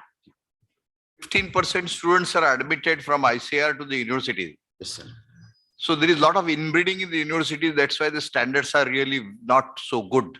Why not 15% staff on all India basis should be appointed to the university is a very good suggestion. Because during my time, I remember our Honorable Minister Sharad Pawar proposed that all agriculture university deans, directors, and director of extension should be selected by ASRB. There was not much response. A few states agreed, but otherwise, because normally states don't want to leave these powers to others. But at least this job, 15%, I think can be done. And now it is high time that there is only second process. There is high time that ICAR, it should be Indian Council of Agriculture Research and Education. Because you have to directly put into your efforts now into education. You have 5,000 staff member, more than 5,000, working in various research stations, almost 104 institutions which we have. Now we should link, for example, why not we start a College of Horticulture at Bangalore, our institute? Why not we start a College of Fisheries in Cochin? Under IRI can be Master Institute, and all UG colleges where we have a composite agriculture program of animal health program, can we not start College of Agriculture there? I think this is my suggestion, because in future we need better competitiveness in agricultural education. Thank you, sir. Thank you very much. Both the suggestions are very important. Sir, that 15 or 20%, now it is increased to 20%. Those 20% are from other states, which are ICAR quota. Those are invariably from other states. The remaining 85%, but those are from states only. Yes, but that 15% comes from ICR quota. And let me again share, which was not a very good experience. Again, a convocation, and let me name also, Dr. Chauhan is here, Pantnagar University convocation. And our Honorable National Security Advisor was also the guest there. So in the DAS only, when the students were coming to take their degrees, almost 100% were from Uttarakhand. I mean, nothing wrong in that. But then he himself told me, confided, sir, that I thought they were the toppers, sir. They they're were the toppers, yeah. not No, but 100%. then, so now there's 85%, that rule is there. Yeah. But he said, and let me tell you, he said that my expectation was that Pantnagar is not only a national university, but also an international university. So here, students of all the states and also maybe outside countries should be here.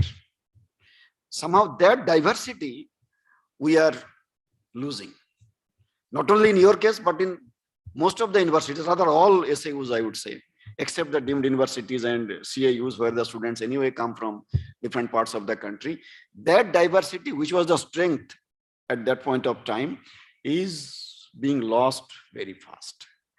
And probably after this panel discussion, what ICR or what Government of India will do, that is another matter. But certainly if you all agree, probably one of the recommendation should go from here, that diversity somehow has to be restored and to be maintained. That is very, very crucial. Otherwise, again, this inbreeding, what all of us talk about, we will be really in a suicide mode rather, that we are killing ourselves by promoting inbreeding. Next, sir. Krishna, can you give a mic, please? Oh, yes. Yeah.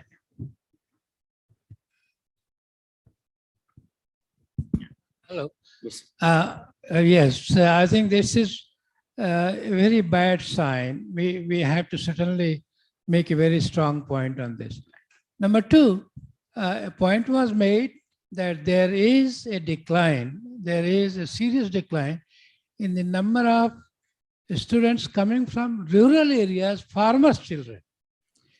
They are not interested in agriculture. What could be done? How best can it be served? I don't know. But this is yet another thing. They will do anything and everything rather remain unemployed and do whatever problems unemployed people create and so on and so forth. But they are not interested in agricultural education. Now, how to make agricultural education for such people much more attractive and what subjects, how to go in about is equally important, because if 50% plus of the population is farmer and 85% of those are smallholder farmers, all their children, they are not, most of the children of most of these farmers are not necessarily in the best of the schools. So there is a certain section of the society declining. This is not correct. And this inequity unknowingly is multiplying. So I think something ought to be done to stop this inequity spread as much as possible. Sure. Dr. Agrawal, let us analyze the data. If the trend is really in this direction, that the rural students are getting somehow deprived and not coming. So probably, but of course it is going to be very difficult that what kind of policy and all those kinds of things will be there. But then this is a point of concern. Let us think about it, how best we will be able to resolve this particular issue. Yes, Dr. Puri, sir. Thank you, sir. This National Education Policy document, it envisages that whatever said and done, that the this gross enrollment ratio will have to be increased almost by double, at least for us. They say triple, but it may not be applicable only. But even if it is to be done, there is going to be a big crunch of resources as far as state agricultural universities are concerned. How are we going to overcome that difficulty? increasing the number of students admitted or opening of new colleges, government will do. But what about getting the quality teachers to run those colleges? Already the existing colleges which are there in the states, both under the government as well as the private, there is a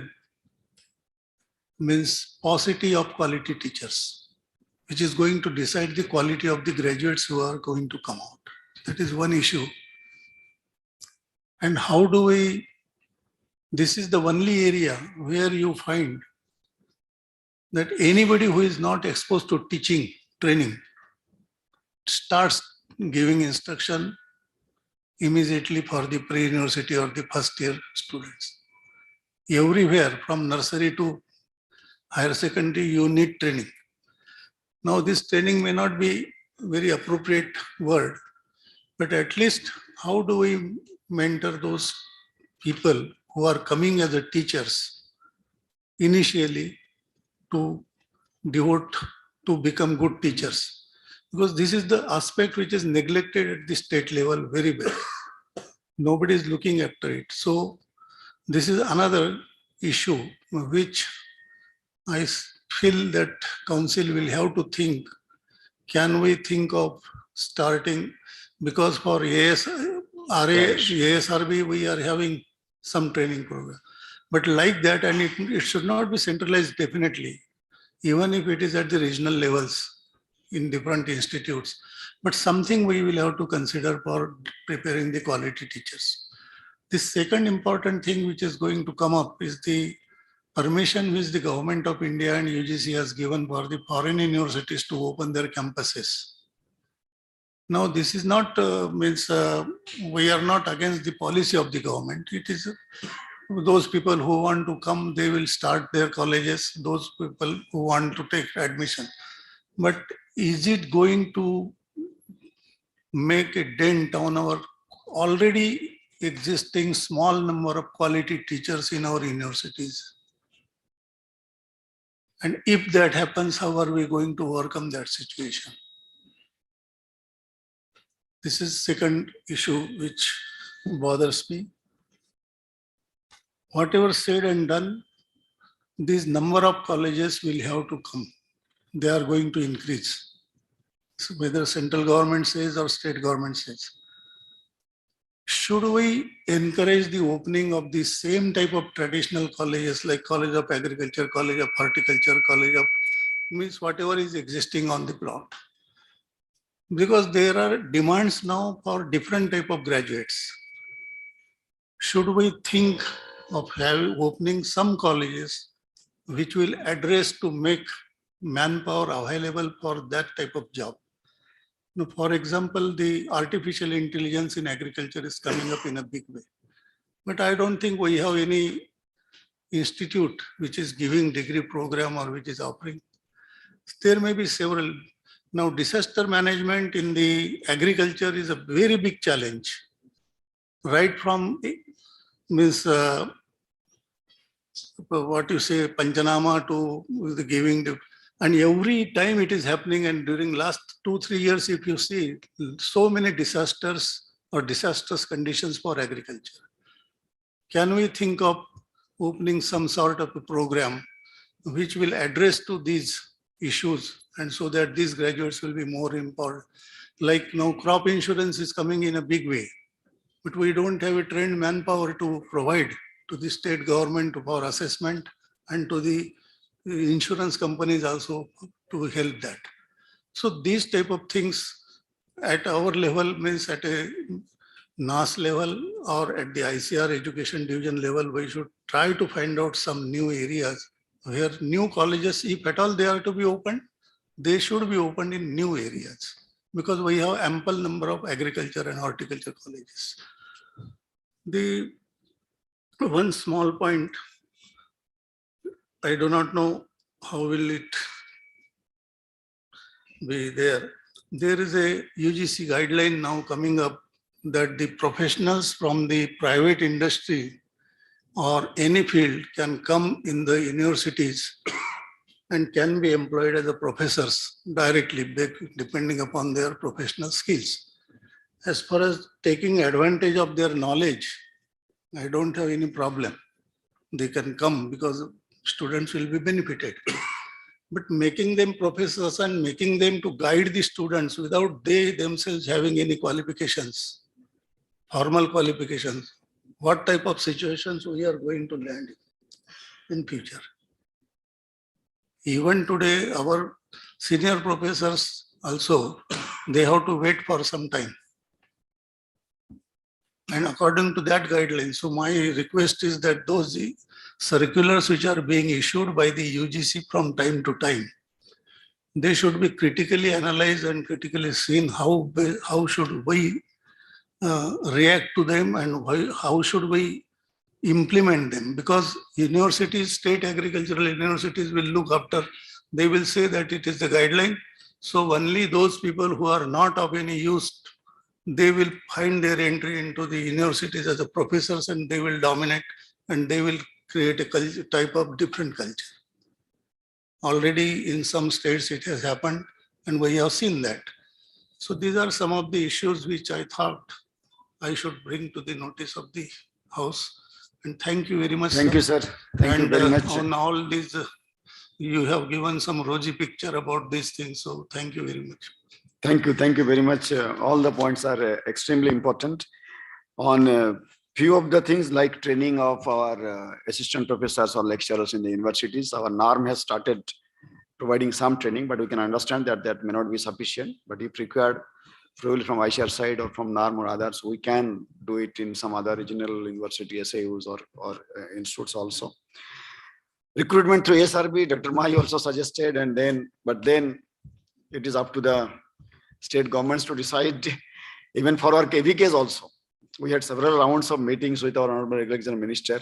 He himself suggested कि जो KVK में state SAUs या state government वो recruitment नहीं कर पा रहे हैं, आप उनको बोल दीजिए अगर वो नहीं करते हैं तो हम recruit करके दे देंगे उनको. But then again, when you say this, then state becomes active. No, तो हम करेंगे. हम again, who will lose their power and then hand it over to somebody else.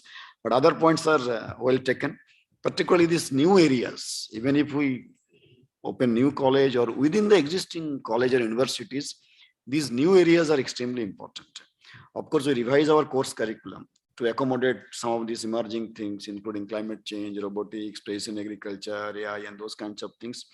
But then these areas must be taken into consideration while for opening new also. Probably this could be another good recommendation, including revision of our course curriculum very often. But some of the emerging areas might not be captured actually. Revision is very, very important. Yeah. Okay, good. Yes, next, Dr. Madan, please. Issues have been flagged, and I would like to bring in three new ideas here before the House. The first is with respect to how are we building the educational standards in the institutions which are running at present. How is a student being helped so that he can rise in the pedestal of education? I refer to this because we see that the students coming over into the colleges as they are, which we know both in the rural areas, whether it was Uttar Pradesh or Maharashtra, they come from rural areas, and then when they enter into the institutions, they come into an environment in which that they are to be felicitated and facilitated. Now, this type of opportunity doesn't come to them, with the result that they don't come out in the competitions and other things. We developed a program which we said about which was a study forum, in which that the students themselves form a forum and the senior students keep on attaching with the younger students. And I found that this started about 20 years back and it is continuing till today. So we need to develop this educational system in which that we're trying to groom students to a better life and competitive examinations and even solving their day-to-day problems. The second thing is that with respect to the staffing, we have talked here, I have had a picture of nationally. For example, I worked on all the professional colleges, veterinary colleges in the country. And I found that it was 53.8% short in faculty. Now, there are subjects in which that the one teacher teaches 3 subjects. Now, we are definitely talking of a great compromise here. And where can we help? On one hand, we're saying that the essence of all scientific talent to the council comes from our feeder institutions, that's the state institutions. On the other hand, we say that they're so inadequate. So ultimately is that we're talking of compromising in our potential of teaching and research. So therefore, it becomes very essential that we should some way or other bring about a change in this system. It is maybe that it is the state governments which are responsible for that. But I know that today that it is the respiratory air to these institutions, state universities, comes from the funds which go from the council. And it has been seen many a times. This may be even a small amount, but it is very critical amount. So therefore that we should bring about in this educational policies which we are talking of today, we should bring about this important change that is the facilitation in these institutions should be well endowed. Without that, it will not function. The third thing which goes over along with these things is that when we are talking of our national institutions here and our ICR institutions, we are knowing that they have got the strengths, but those strengths should not be overstretched. The strength should not be said that in an institution we're having a department we're having 50 or 60 graduate students working in a single department of about 8 or 10 staff members. Now, we might be answering some call, a national requirement, but at the same time, that should not compromise with our own systems where we'll have all rooms full with students, but there is no person to lead them, to give them a staff training. This becomes sometimes very serious situation over into the colleges where they are meant to be. And the resultant that will be that we're again compromising onto the situation. I think that these 3 points need also to be considered in the case of education. Thank you, sir. Thank you very much. All the 3 points are very, very important. Any other? Yes, Dr. Bishopati Mandal there. Thank you. Thank you very much. A couple of strong comments may not be very pleasing. You are telling that you want to depute more than 15% of the student of SAU. We are giving already. Yes, you are doing. Yes. And you want to increase to bring diversity. And you are funding the state agriculture university just 5 to 10% of their total budgetary allocation. Even then, you want to depute 20% of the student. Okay. Then, the panelists you have included, it's rather very skewed. We are really missing the real thing. If you see, most of the university or institute you have chosen in the panel is basically they are under your direct umbrella. I am talking about you as Director General of ICA. I think, Dr. Mandal, before you proceed, let me tell you, which you didn't mention. There were 4 participants from the SA. Right, I understand. They are not. But unfortunately, at the last moment, because of some of their things, possibly the planning was okay. Right. But then last moment, if something happens with somebody, organizer cannot do much about it. It means it's very vividly captured the status of agricultural education of this country. Right. You should have a title empowering agriculture university to meet its existential crisis. Now, sir, if you see the budget for agriculture university, 95 to 98% goes to meet the salary of their employee. And the amount of money your vice chancellor, I mean, CAU Vice Chancellor, they spend for maintaining the garden. We spend for providing contingency for a whole faculty. Now, this is the current affairs. And if you see the manpower teacher, during our time, when our professor, they used to take class, we sit in the rear side, even being the lecturer, to hear him so that a parampara continuity is maintained. Now for the last 10, 15 years, there is no recruitment in any, I mean, very few universities are there who recruit their teacher regularly. And we started, say we had 30, 20 faculties in our department. Now it is 2, 3, 4. And we are criticizing private institution. I am telling SAU, public funded universities, they are having fewer number of faculties. And then now people are talking about adding number of more agricultural college, horticultural college, all these things. I can say you the number of agricultural institute for imparting agricultural education is more than sufficient what we need. What we need, we have to strengthen the quality. We have to improve the quality of. And since you did a fabulous job in bringing this issue, what immediate rescue operation you could do, can you help the SAU to use your facilities across the country? At least those who are prosecuting their MSc, they get some space to do their analysis for their dissertation. If you could do, then you are doing human service for those SAU.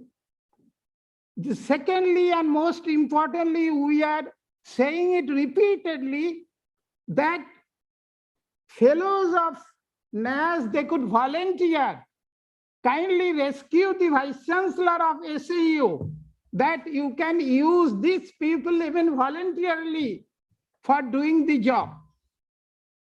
Then, what I should say, it's then coming farmer sons going, not going, or going for agricultural university. No, they won't go. They won't go because it is a competitive exam you have to come in. Now, if you could allocate that, okay, 50% of the seat will be from farmers' background, I mean, students coming from farmers' background, then possibly you can win over. Otherwise, this thing will be there. There will be, tomorrow it will be 5%. Now it is 30%. Tomorrow it will be 5%. I'm damn sure. Now, these are the problem. And in fact, if you see critically, the number of agricultural institutions, they grow disproportionately. Every state started with one SAU, they are now 4, 5, 6, 7. Automatically, government cannot give money. The problem is really, I don't know how you will be. Thank you, Dr. Mandal. Thank you. No, that's okay. Thank you very much. No, for some of the SAUs, these are the ground realities, and we should accept that. This is not the case. This is not the case for all. See, the accreditation process which ICR has got is really strict on this. And if you do not have certain numbers, let me give you an example, the positive side and negative side. When accreditation of one SAU was stopped by ICR, within few months, that particular SAU recruited around 80% of their vacant positions. So state government really took action immediately because the university was not accredited. But for many other universities, it doesn't matter. So against agriculture is state subject, state governments are independent, autonomous, and Whatever we do, we have got a system in place. But then that system doesn't have any teeth to control anything and everything what is happening with the SUs, and this is also related. Now, your two suggestions which ICR can do, which have already started doing actually. We have not instructed, it is now also being implemented. Whatever ICR institutes are located nearby to any SAUs, we are going to share our resources. Already the students of SAUs are doing their project work, research work, being MSc or PhD in our ICR institutes. In many of the cases, ICR scientists are also either guide or co-guide or anyway members, and they are free. And again, let me assure you from this, that if any SAU, any student of those SAU feel that nearby there is one ICR institute where they would go and do their research work, we will be more than happy to accommodate that. There will be no refusal in that particular cases. And if they also feel that ICR scientists should go and take few of their classes, we cannot take responsibility of 100% of their courses, because then our activities will. But then if they want that ICR scientists should take some of their classes, ICR scientists will be very, very happy to do that one. And again, approaching to the NAAS fellowship who are located in those areas, I think NAAS fellowship has never said no to that. But then again, it is the university which has to approve.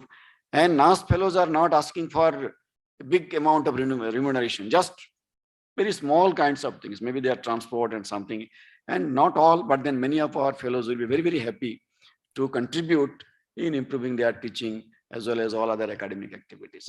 So some of these things which we are already doing, and if required, we'll be doing more. But then the major and bigger problems which you highlighted, those have to be sorted out by the states, because we are not in a position. We can write to them, we can talk to them, but then beyond that, the call has to be taken by them. Next one, Dr. A.K. Singh. Yes. No, I think the panelists will be requested to talk later. Let's listen others. Yeah, Dr. Ashok Kumar online. Sir, on one hand, Yes, sir. Sir, good afternoon. rightly pointed out that we have to accept it. We accept, but there is one thing. We are having this model act. We are having our national policy for education. In this national policy for education, we're supposed to be having students entering it for a 5-year program. Now, let us see that what's the wisdom in this is, can we change its course? You know, that we know the river has to go, but if we can let the river go the way we like it, I think that will be a better possibility. Let's go to Dr. Ashok Kumar online. Yeah, sir, good afternoon. My request to all of you will be to be very, very specific, so that we will be able to take inputs from others also. Very specific, Ashok Kumar ji. Yeah, sir, in a very short, I am from a private university, a private college. So I am dean there. I was director in Haryana Agriculture University, and we are recently accredited. So I thank you, Deputy Director General, and the whole secretariat for accrediting the SGT University. So, sir, my point is that in the syllabus, we have 30% our choice. The state or the university can change 30% of the courses. And I think we should encourage good private university, and the standard of accreditation, we should not bring it down. Earlier it was, say, 30 hectares of land. Now it is lowered down to 15 hectares, and then faculty from 31 to 23. So I think we should maintain our standard. So that was my submission. Okay, thank you, Dr. Ashok Kumar. Thank you very much. Any other, Dr. Naik? So regarding this percentage of farmers farming background entering into agriculture universities, we in Karnataka, is a mandatory 50% of the seats are reserved for sons of the farmer, sons and daughters of the farmer. As a result, we are getting, but of course, how do you define the farmer's son is of course varying because it is income, land holding and other things, but that can be sorted out. And this year, as many as 2.75 lakh applicants have come for just 3,000 seats of agriculture and horticulture and veterinary. So that is the number of amount of competition that is existing in Karnataka, almost for 2.75 lakh applicants for 2,500 seats. So that is the kind of competition. Regarding flexibility, I think we have flexibility because 10 to 20% of the syllabus can be always locally, we can modify. That is okay, that is not a problem. Regarding the accreditation, sir, although it is done in a right spirit, but as far as the granting of colleges and permission for newer colleges, it is not handled by the ICR right now. That is why so many colleges within the universities have come up, and including your Agricultural Education Council of India on par with medical. We come later, actually. We come later. Okay, Medical Council of India, what rider they put it, that is not existing in agriculture. That is why so many agricultural colleges and quality is lowering mainly because of that one. Yeah. Not mandatory. Not mandatory, that's right. Yeah, that's why that should become mandatory. Then only it will be Okay, that's quality control will be there. Anything else? Yeah. And then if you have, for example, you are talking about increasing the GER, not necessary for professional courses. There should be so much of hike in increasing GER. It is not meant for increasing the GER. It is only meant for manpower forecasting and find out, find out what is the requirement. Accordingly, that could be That done. point was mentioned. Yes. Okay, thank you. Thank you, Dr. Nayak. Dr. Acharya, sir. Thank you very much, Mr. Chairman. At the outset, I compliment you that you are more rightist than leftist because you are looking less towards the left than the right. Anyway, it's a healthy sign. But, there are several issues, because we are discussing more about empowering universities, agriculture universities for the last 2.5 hours. And I'm happy that the only one from SAU, Dr. Mandal, has spoken. The number is small here and very few of them are speaking. And fortunately, I have the experience of both at ICR and also at SAU. So my point is that you talked about diversity.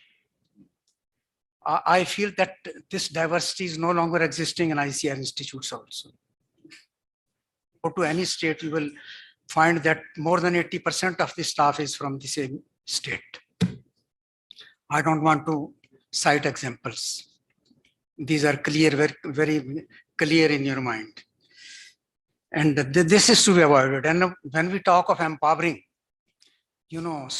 agriculture universities, we all the time, we are discussing it for the last so many years, and every time it is said that, it's education, it's a state subject. But state has the education as the last priority. What to do? If you at the center don't provide facilities or don't interact or don't guide the SAUs, what we are getting, the stuff from SAUs, all of us, most of us sit in ARS interviews and we know what is stuff, what kind of stuff that we are facing. Mostly, they're trained from IERI. They are selected. You can make analysis, ARS, how many from SAU you are entering. The second thing is that because the SAUs, they are not strengthened with what we want. There are no trained personnel, hardly 5 to 6, teachers are left, and number of students entry has increased tremendously. So, teachers cannot do justice to this. And, even in, we are talking of the scorecard, scorecard in ASRB, we find that it's, the creative persons, they are finding very few places, because most of the scientists now are busy in preparing their scorecard, updating their scorecards. And the person to whom and you don't want to select, you mean doesn't DG, but the committee, he gets selected. This is happening. Good. And the scorecard needs to be again updated and, for example, one example I give you, the ACR. It's a game changer. Everybody is getting outstanding in some of the institutes. And that's a game changer in the selection of whether it's a director or a head of department, you must have seen. Then, regarding, point was raised about extension education. It's extension education and not extension. That is with the extension is with the line department. And we have good number of examples. Demonstrations, long-term fertilizer experiments, soil test, crop response, then others, the micronutrient research and others. Demonstration, we lay demonstration with the, for example, the nano urea or nano DAP. It has been implemented, and who has recommended it?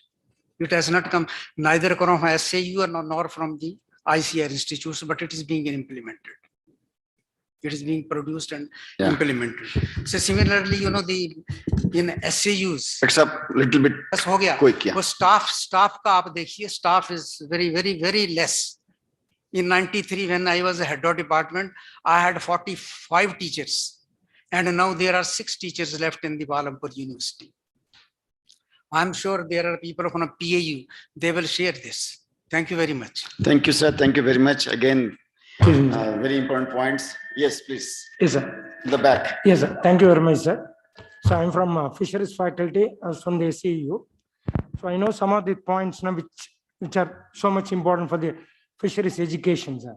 Sir, one thing is, see, there is whenever we start in new programs like innovative or emerging areas, getting approval from the ICR, finding difficult, sir. So that may be taken into account these new occasions, sir. Then second important one is that ICR, JRF allotment, because now students are writing the JRF examination.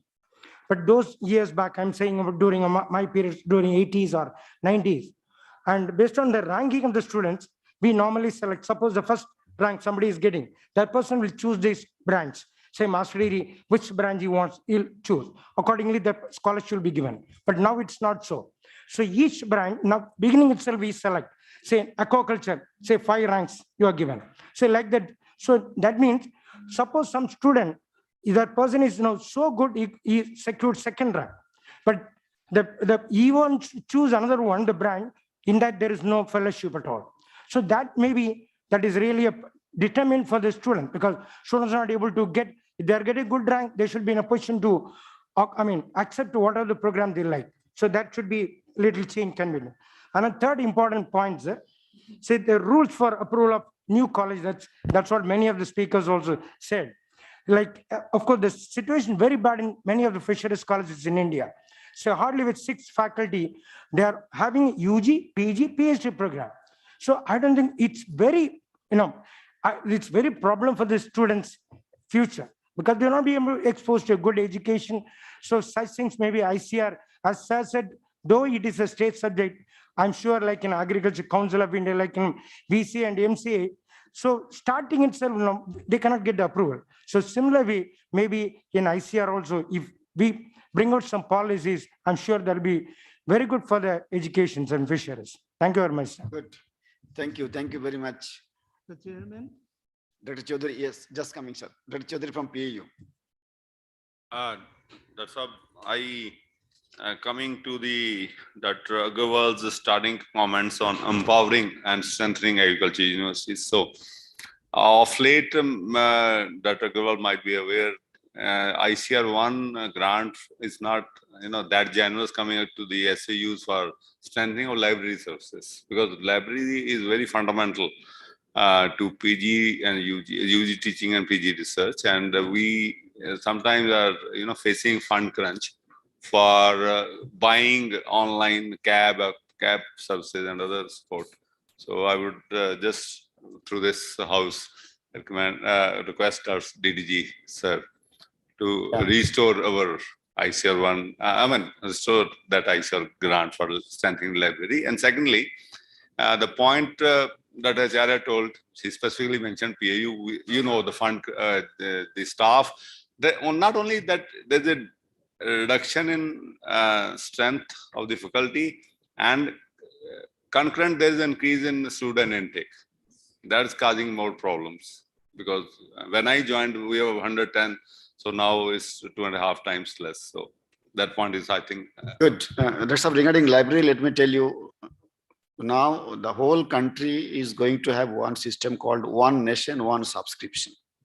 So that means all the journals, and they have shortlisted, I think, 40 publishers, or okay, the number could be different, but all the major publishers of the world, those will be subscribed by Government of India, and those will be given freely to all the universities, including agri universities. So this problem that was to happen this year only, but somehow they have deferred it to next year. So once that happens, then probably this library and journal issues will be sorted out. Yeah. Also, library, other sports we need.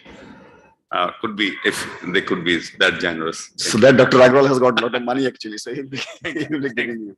Yes, Professor Sannal. You mentioned about the BSMA committees. Yes. I had the privilege of being a member of the physical sciences group under the chairmanship of Dr. J.C. Katyal when he was the DDG Education. That was in 2004-05. I don't know whether subsequent BSMA was undertaken further. But as far as I know, perhaps there are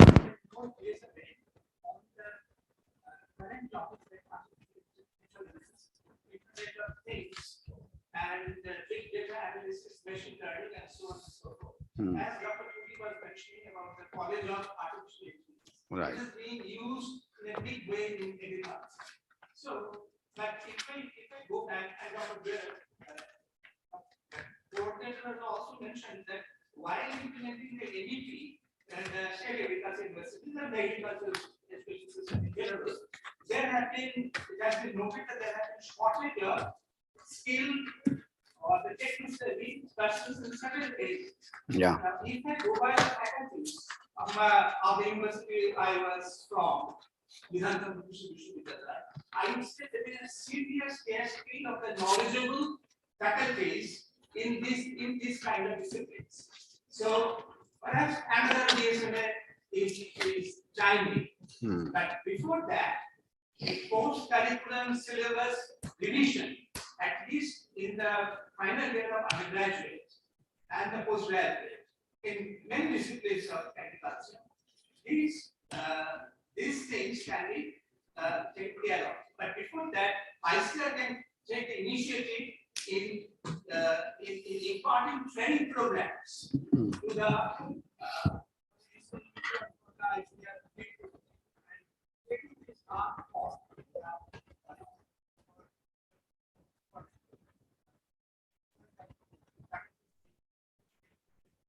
now coming to subjects, distribution of the sub-disciplines. If I go back 15 years, 20 years, mineralogy, soil, certain issues of soil physics, where their share. But 15 years away from now, it has been more shifted towards the other privilege of doing at the request of the Indian Society of Soil Science, the relative percentage of papers published in different areas of soil science in European Journal of Soil Science, Soil Science Society of America Journal, Australian Journal of Soil Science, vis-a-vis Journal of Indian Society of Soil Science. We found that the clay mineralogy and the physical chemistry of soil and certain issues of soil physics were only 3%. And the clay mineralogy was a big zero during 10 years period. That was also published. So in such cases, ICR can arrange for training program so as to impart training to the faculties of the SIUs, for example, or there could be a knowledgeable person of ICR, local ICR institutes, as Mr. President was telling, getting involved as a co-faculty or whatever, guest faculty or whatever, into the teaching program of the undergraduate and the postgraduate studies. And as Professor Mandal was telling, the many NAAS fellows would be very much interested without remuneration, only perhaps the traveling cost, to participate further, long retired back, participate further in the teaching program. If I go by, Mr. President, I'm taking a little more time. I would also take up a point from Dr. S.N. Puri. If I go by my own standard, I was an adjunct professor for 5 years at IIRI also. I have seen the IIRI faculty when I was a student. I have seen the IIRI faculty when I was an adjunct professor, 2013, 2018. I have seen the faculty of soil science and agriculture chemistry and many disciplines, plant pathology, for example, 20 years back at BCKV and 20 years now. Obviously, the standard is not the same. The celebrated teachers, the legendary teachers, as Dr. Puri said, you said that there is some mentoring arrangement by NAM or some other, but this is a very serious issue. If the teacher is not inspiring one, inculcating interest into the student will be rather poor, rather average, and they will provide the feed material to the ICR research institutes. So in a way, ICR will also suffer. So these issues, you may wish to write again to the Vice Chancellor that take the advantage of the local NAAS fellows for doing your teaching, little bit of teaching. Thank you very much. Thank you, sir. Thank you very much. I think our last BSMA was in 2015? 2021, okay, yeah. Yeah.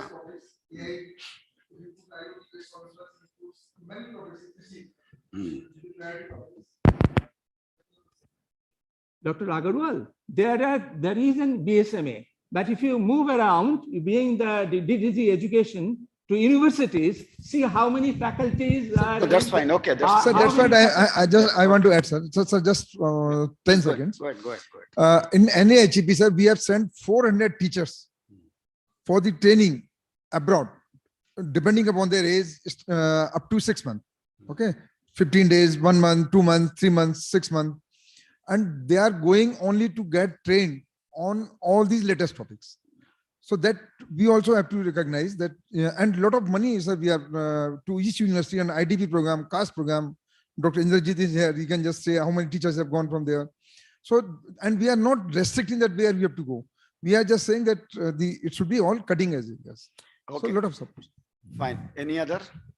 Yes, Dr. Sandhu, sir. Thank you, sir.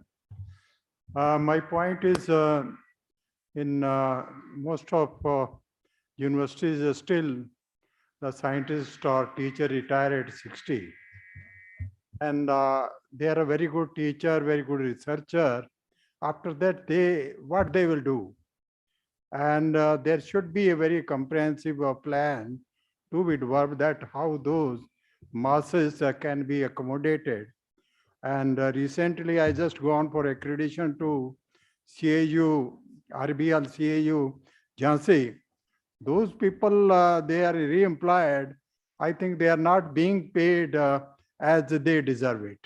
I think some comprehensive plan or guideline to be issued to the state, even private colleges, they can take advantage of these senior people and to improve the agriculture education. This is my limited point. Thank you. Thank you, sir. Thank you very much. Any other? Yes. Sir. Just coming. Sir, we are talking of empowering the agriculture universities, but very recently, Jammu and Kashmir government has issued a circular called Universities Will, wherein they have proposed no appointment will be made by the university. All the appointments will be made by the state government. Universities just have to forward the list.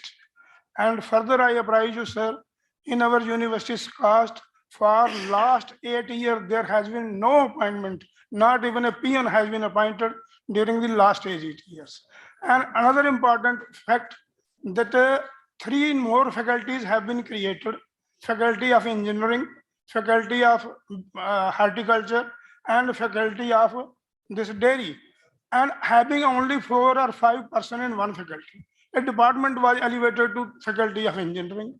Similarly, horticulture, Department of Fruit Science and Vegetable Mixed and Made Faculty of Horticulture. I think the issue is, Dr. Saab, see, every university. Sir, one No, more that's- point, that- one that's more, fine. one No, more no. point. The point is, Yeah. if we go on discussing individual universities' problem and the issues, then the problems are unlimited.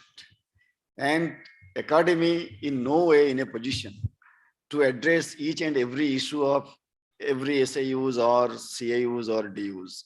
These are some of the things which the university staff, the state governments have to take into account.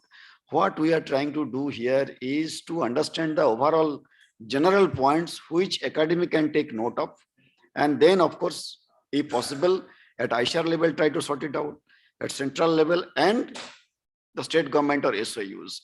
Here, academy or even ICR or DARE is in no position to address each and every minute issues of the SAUs. That is not possible and also not desirable, because the universities are also autonomous in a way. State governments have got their own responsibility as well as authority. So if a state government has desired not to fill for whatever reason, then probably in spite of writing 1 or 2 letters, the things are not going to happen. So some of the things we have to really leave up to them, because that's what the whole constitution says. If it is state subject, it is state subject. Writing 1 or 2 letters is not going to happen, all these things.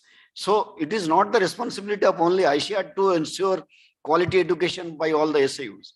It is also the responsibility of state governments. And why all of us are here assuming that state governments are no way responsible? That is their state, their students, their farmers, their economy, their agriculture. And if we all take a kind of decision, no, they are not at all responsible. No, this is not the case. There might be problems. There might be issues with some of the universities, but they are responsible. They must be doing. We can facilitate way. We can write them back, but we certainly cannot impose and should not impose. And academy is anyway in no position of doing that. So therefore, my request will be not to discuss all those minute issues, whether PN has been there or not. We know there are problems, and this is not only a problem of one university. There is a problem of many other universities.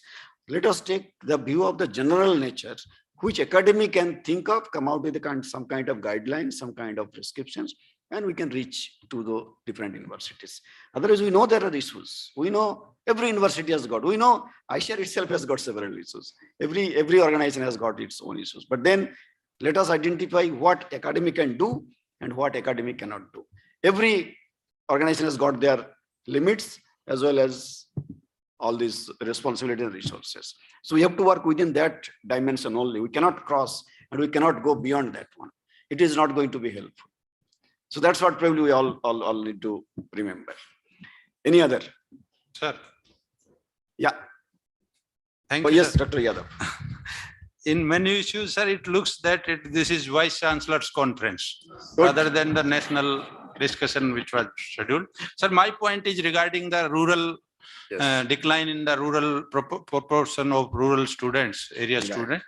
I think, sir, because the rural students, they have to compete with all the urban students who are preparing for the IEEE or NEET. And when they are not getting good positions there, good colleges there, they come to agriculture, whether it is agriculture, horticulture, veterinary, fishery, whatsoever is there. And in that condition, definitely the rural students, they are not able to compete. So, sir, in our time when we sought admission in agriculture during 1982, so there was a 15% quota for rural students in HAU. So that was a good, I think, help for the rural students. And I don't know, is it working now also, but at that time, this was the support special quota for rural students. So I think that type of reservation or quota that should be implemented, can be thought of. Thank you, sir. Thank you, Dr. Yadav. Any other? Yes, ma'am. Sir, I am from SIU, sir. I'm giving some points which can be addressed by ICR, sir. That's regarding the Students Ready program, what is being implemented in the final year UG program. There are certain criteria that like half of the 6 months for the ELP and another 6 months for IPT. what actually from the students' point of view, as a dean, what I got the thing is, many of them, they wish to take the internship in private companies or industries so that they can get a good placement there, sir. That was the thing. So let the condition be not very strict in the student ready program. Let it be flexible, sir. That is one request, sir. Second one is, in earlier days, agriculture, veterinary and fisheries, they have many of the common courses. But now all the courses are now separate for BFSC or all the BSc Agri Horticulture. But many programs like, now the artificial intelligence, what are the new programs, what the ICR is planning to implement for the students, that can be integrated in all the degree programs, such that the wherever there is a problem in the faculty shortage, shortfall, these common programs will help. And if it comes in the form of a blended learning in the platform, it would be helpful, sir. That is the second point, sir. Third one, ICR is taking up now some mega projects like One Health and natural farming, etc., and some of the other core projects in the ICR institutes. In the projects, if there are some research which can be taken up for 1 year, or for the master degree students, or for the PhD students 2-year program, if that list of things with an objective, it is being communicated with the nearby SAUs, then the students who are taking up the research programs for getting more facilities, it will be, we can take the help of the facilities in the ICR institutes. That is one more thing. And what SAUs now, who are offering the PG PhD program, what we are facing is that although we have good infrastructure, we do not have the recurring contingencies to support the PhD and PG students. So from the IDG grant, if considering the number of PG and PhD students in the ICR institutes, if separate grant is allotted, a grant of this much for each student, it would be very useful, sir. Then the last one is for the accreditation of the universities. I request that the BSMA, the accreditation committee, to consider the infrastructure, manpower availability and expertise, and also the government government order for starting such a new discipline or program, and then offer the accreditation, sir. These are few requests, sir. Thank you. Very good. I think all sessions are very good. So let's see. Chairman. Yeah. Sir, I have just a small concern. Please. That all the cutting edge technologies people are talking since morning, I'm not going to repeat all that. The IITs and CSIR is taking lead.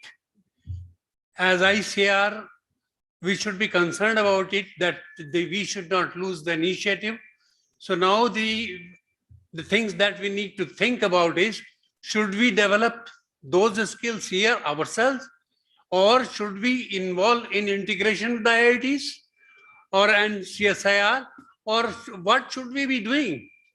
Otherwise, we are losing really the neck, and the cutting edge technology lead and is taken by these type of institutions. Thank you. I think this is really important, really important. And some of these areas, Dr. Jha, you also mentioned, let us think it and let us take these few points very seriously.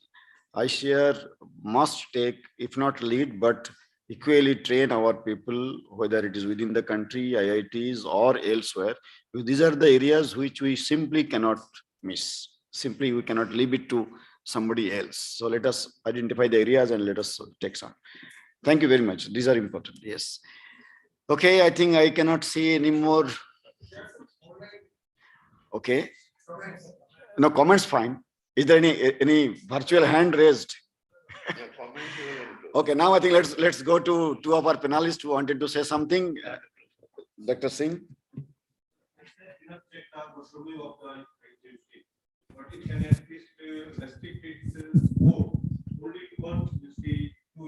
In one state.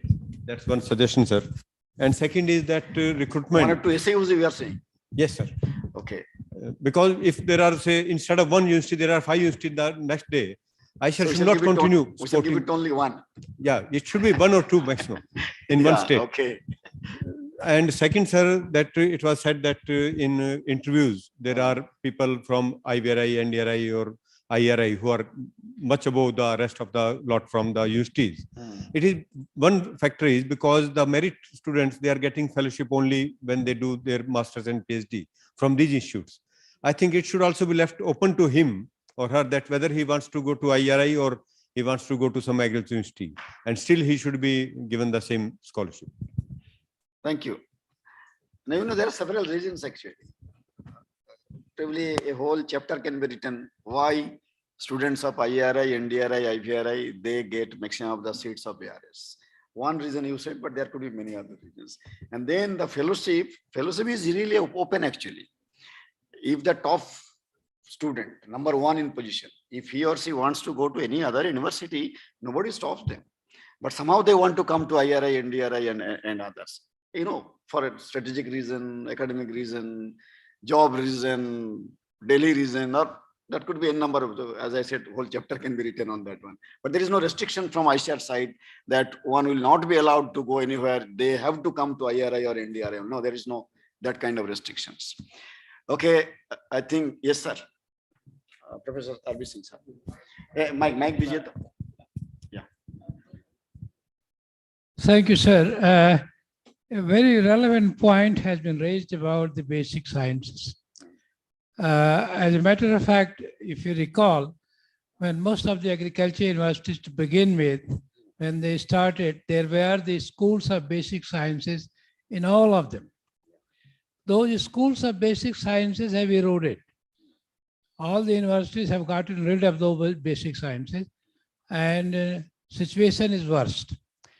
As a matter of fact, we have been from the academy, there is a paper, there have been recommendations that we should be able to change the STEM, science, technology, engineering, mathematics, into STEAM, science, technology, engineering, agriculture, and mathematics.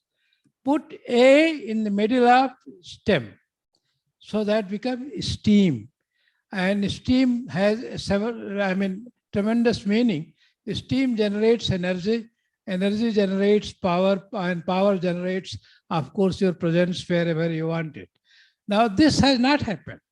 And we should really, while we reduce the number of the universities, the way we open a fisheries or falana or for individual-based, commodity-based universities and so on and so forth, if we keep on going and multiplying like that, there is no end of it.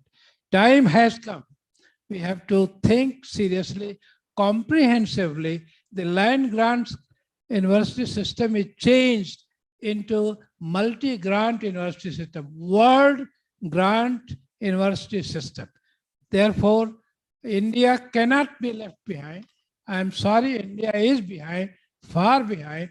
While you go to any other country, you go to USA, completely changed. Karim Maridia, you are here? Karim? Yeah. Yes, left. He is here. Listen to what Michigan State University 35 years ago and what it is today. And now, today they are interacting with you. Your youth going there, and you hopefully they have invited you also, sir, that you will be going probably to share and look at their good work that they are contemplating for doing these things. I think the time has come that we have to bring the basic sciences in a very rational way in agriculture. So today we talk of agri-food system, ecosystem, and we talk of Institute of Biology and Agriculture. We talk of Institute of so and so and agriculture.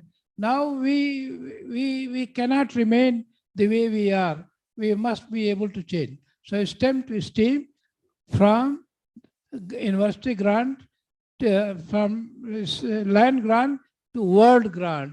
This is why international collaboration and the inter-faculty collaboration, inter-university collaboration, all will work when the responsibility with a differentiated approach with science-based training is instituted. It's very important. Thank you, sir. Yes, it is really important. And this time, of course, not fully addressing this particular aspect, but partially addressing. in the qualification of ARA's examination, so it has been made broad-based. So if anybody studying basic sciences anywhere, they can also apply, compete, and then join in ARS services. That has been really made quite broad. Anybody can come. So partially this will address the issue, but then of course, this is also a larger one that, yeah. Okay, then I think Dr. A.K. Singh, Director IRA wanted to say something. So Just probably this is going to two be quick the points, last sir. one. Yes. The first one is regarding, when I said inbreeding, it was in the context of the staff, scientists and teachers. And if there is some kind of provision for 25% at least coming from the outside state and teaching in a university, that's what Dr. Mai also meant and you also said. But students, of course, ICR is doing 25%, but it's not happening for the staff. If some decision, suggestions from the academy can go to the respective government. Second point was about teachers training as a major constraint. And there, I think existing system has been, which is also provided in the NEP, and Dr. Agarwal had mentioned in the new report, that the students of today are teachers of tomorrow. Now, earlier when we were students, invariably we were taught by PhD students, at least the practical course, they were associated regularly, they will teach for full semester.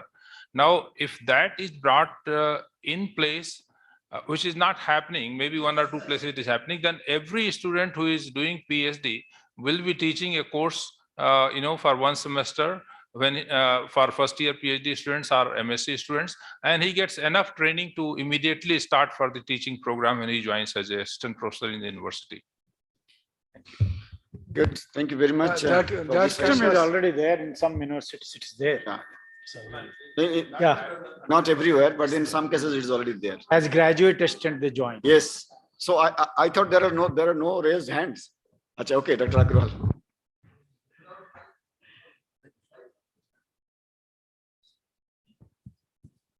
So just I want to add what Dr. A.K. Singh Sahab has told. Yeah. That under the new BSMA guidelines, if you see the first chapter, the revised guidelines are written under which the students have been allowed to take classes. Okay, it is up to the university to implement it. And similarly, like the advisory committee can be from the outside also. All those points are very good points are written there. But as there was many points raised by honorable fellows, that the students should be exposed to the latest topics, the future jobs. And for that, again, I want to say that 1,200 students have been sent abroad, all in the cutting edge areas. And they have been sent to 80 different universities across the world, under IDP, under CAST, and under IG also. So we have to just see that the ICR is already preparing our future leaders. And if you talk to any student, you see their confidence. You see how their vision has changed. And similarly, those 400 teachers which you have sent. Yeah. So, yeah, thank you, sir. Thank you very much. Can you? Yes, Dr. Patra. This is a very quick. Sir, we are sending the students abroad for cutting edge research, frontier areas of research. But there are many laboratories in India also, where much more larger students we can send to those laboratories. Shall do that. Yeah. Okay. 10 second, sir. Oh, yes, yes. Dr. Can you do a favor to SAU by making free training for teachers who have just joined at NARM? That will do a good favor for them. Are you taking a lot of money now? Yes, you are taking. How much? How much? How much? Almost we paid about 1 lakh rupee for orientation of newly recruited teachers. For 3 months? Not 3 months, just 10 days. Okay. Anyway, I'm sorry I don't have the number, amount as of now, but certainly we shall consider this. Yeah. It's charged. We shall consider this. Right. Okay, then. So if you do not have any other observations to make, so thank you very much. I think it was so lively discussion that almost all the inputs which you required are here. Many suggestions can be implemented by the council, if not, certainly not all, because you know the complexity. But the decisions which can be implemented by ICR council or even dare. I can assure you, just after receiving the recommendations from the academy, we shall very actively working on that and we shall implement that one, including waiving of that fees if NARM is asking too much of money for that one. And thank you very much for all of your suggestions. And the others one, besides those which ICR cannot do, again, after receiving the recommendation from the academy, we shall certainly reach out to the universities, be it SAUs or others, and also to the state governments. But I shall request the academy, and of course, we are the part, that please give us very specific recommendation. And if you want ICR to write a letter to the universities, let us know what to write, what are the points. But in some cases, I think, of course, Professor R.B. Singh and all of you can also guide us, whether academy can also approach the universities, SAUs. I think there is no harm, academy independent body, and if academy feels certainly as a kind of guidelines, we can, yes, we can also write. So academy also will try, ICR also will try, and maybe our joint effort will help the SAUs in rectifying some of the problems, some of the fallacies which you have got. So probably the things we will be working with that. So with this, we come to an end, but then before we close it, let us listen quickly from our Vice President, Dr. A.K. Singh.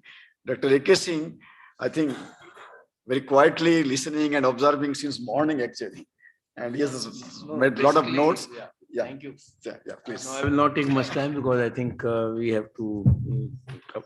I think the problems which was raised during this particular session are fairly common in the sense that one, of course, I also worked in an SAU for some time, and Dr. Mai was a board of member there.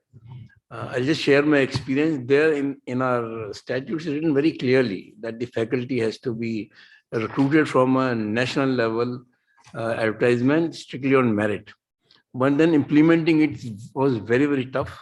And I know what I had to face by trying to, have diversity in the, and I think I called some of my colleagues from my area. It is very tough.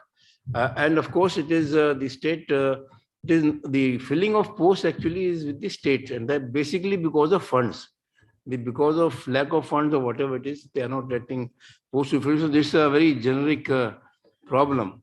And I don't think as a NAAS or even as ICR, much can be done about it, but it has to be done by the concerned Vice Chancellor to pursue at the state level.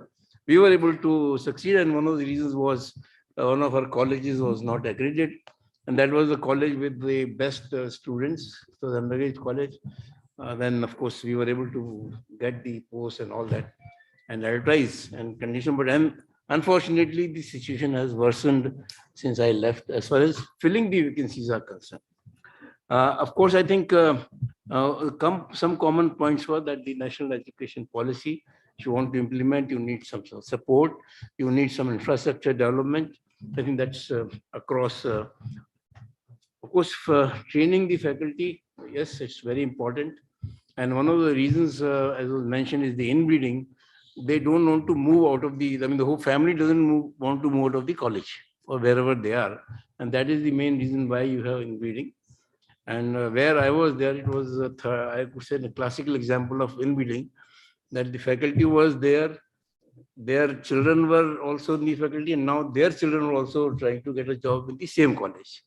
So, this is the situation as far as the state activity is concerned. So it is a very serious business.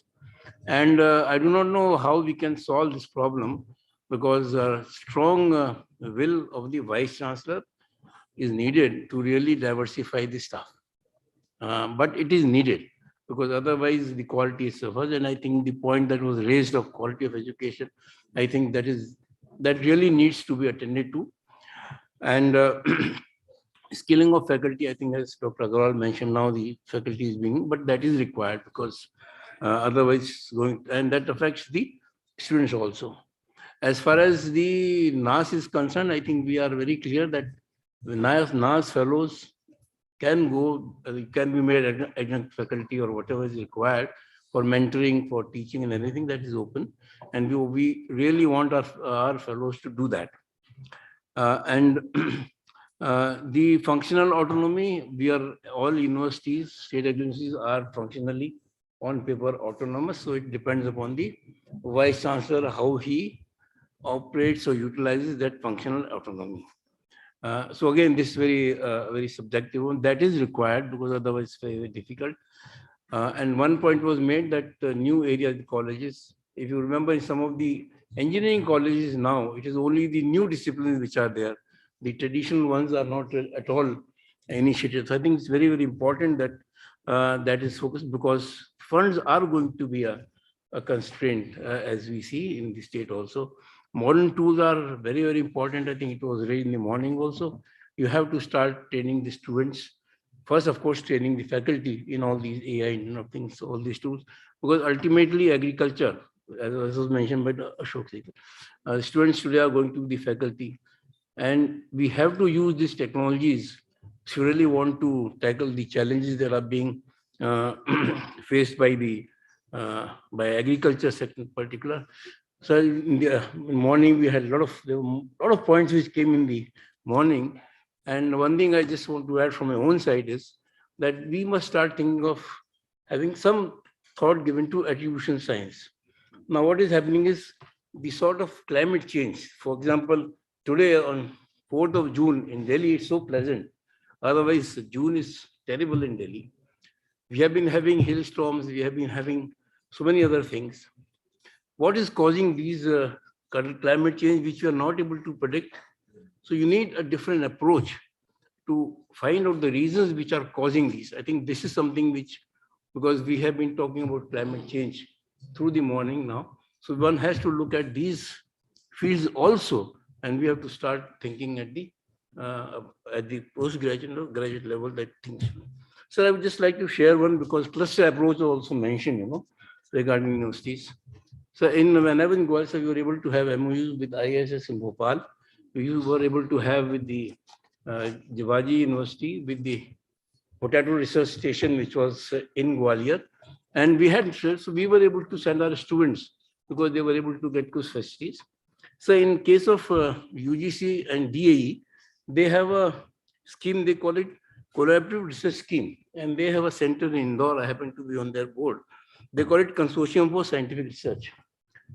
All over the country, they have centers with very sophisticated equipments available.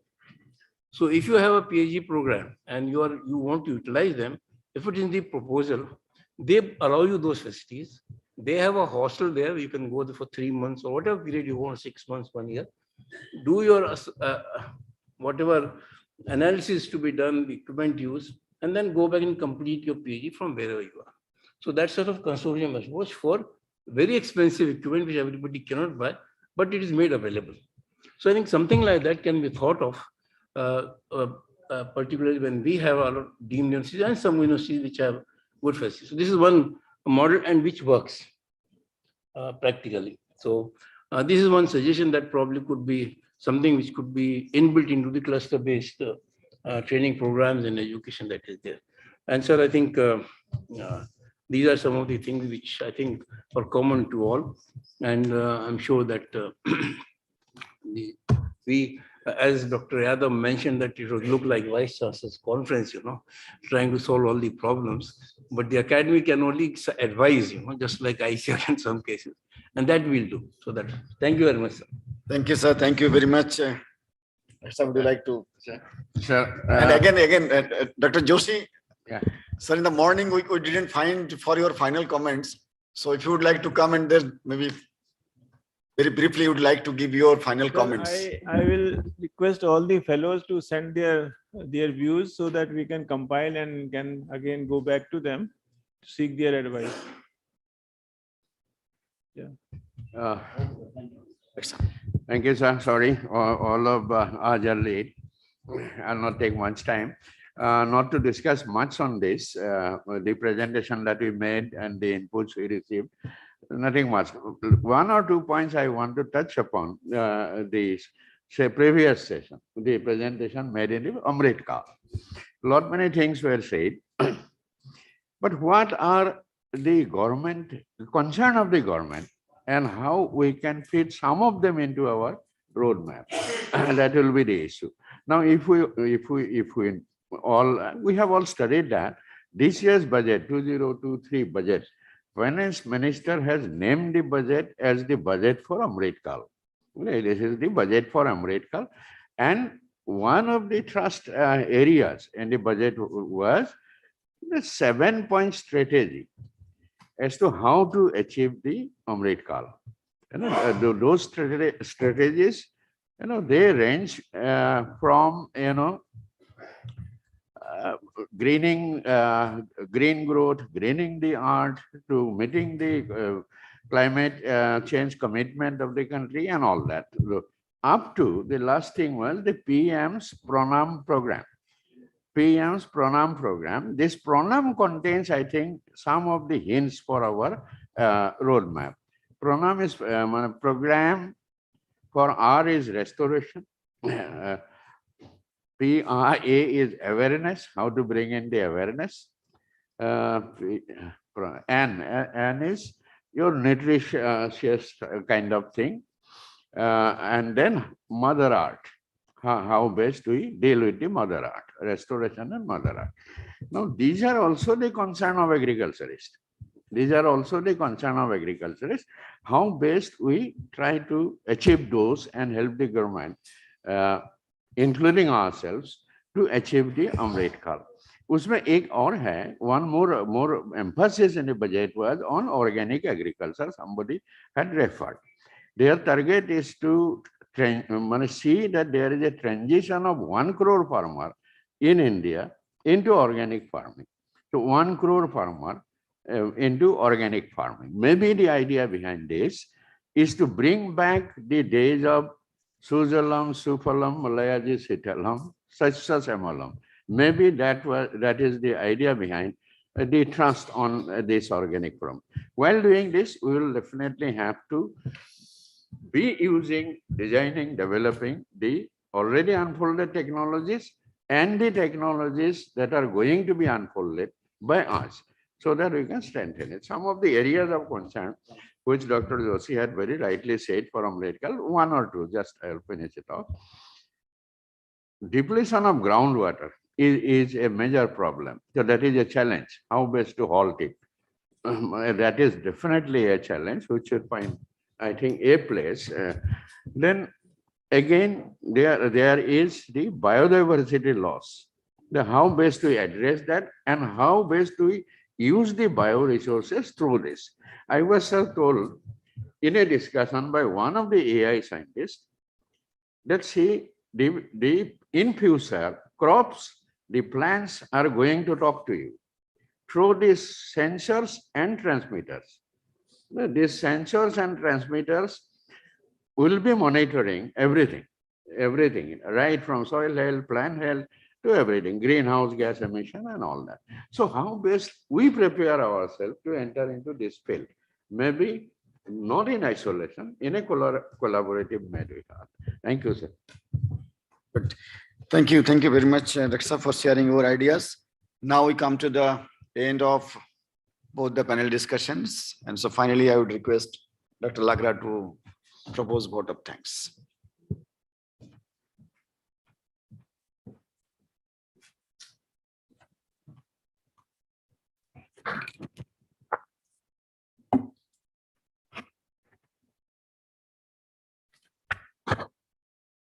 I have the pleasant duty to propose the vote of thanks today.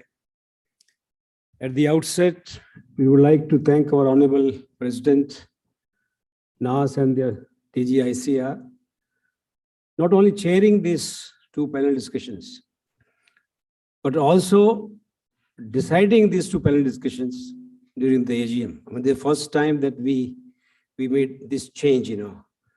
So the RB Singh Saab said that change is necessary. So that's why that this time we introduced this experiment. So thank you very much for taking this forward. We are thankful to our both vice presidents, Dr. A.K. Singh and Dr. Bujurwa, for co-chairing and also supporting and guiding us in preparing the sessions. My friend, Dr. Bansal, we thank you also for your involvement and for your continuous, guidance. And our profuse thanks to both the conveners of these two panel discussions, Professor Bujay Barua and Professor P.K. Joshi. They were the key stalwarts, for these two sessions. And I think let us give both the conveners. Yeah. Then all the distinguished panelists, there were about 20 panelists. They had excellent presentations, inputs, ideas. I think we thank each one of you for your valuable inputs to this. And last but not the least, the esteemed fellowship.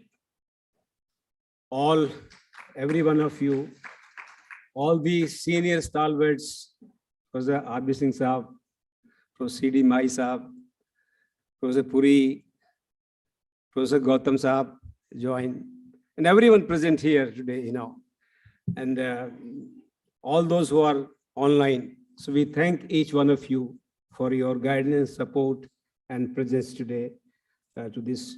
And Professor Mahapatra Saab was here. I think we thank him, came and probably he had some other engagements. And so once again, I thank each one of you for your continuous support, and we look forward to your continued guidance, support, inputs to the Academy and to our programs. And now is the time for tea. You enjoy your tea, and we have 2 evening lectures now after this tea break. So let us assemble here by 6 p.m. positively. Thank you very much. Thank you.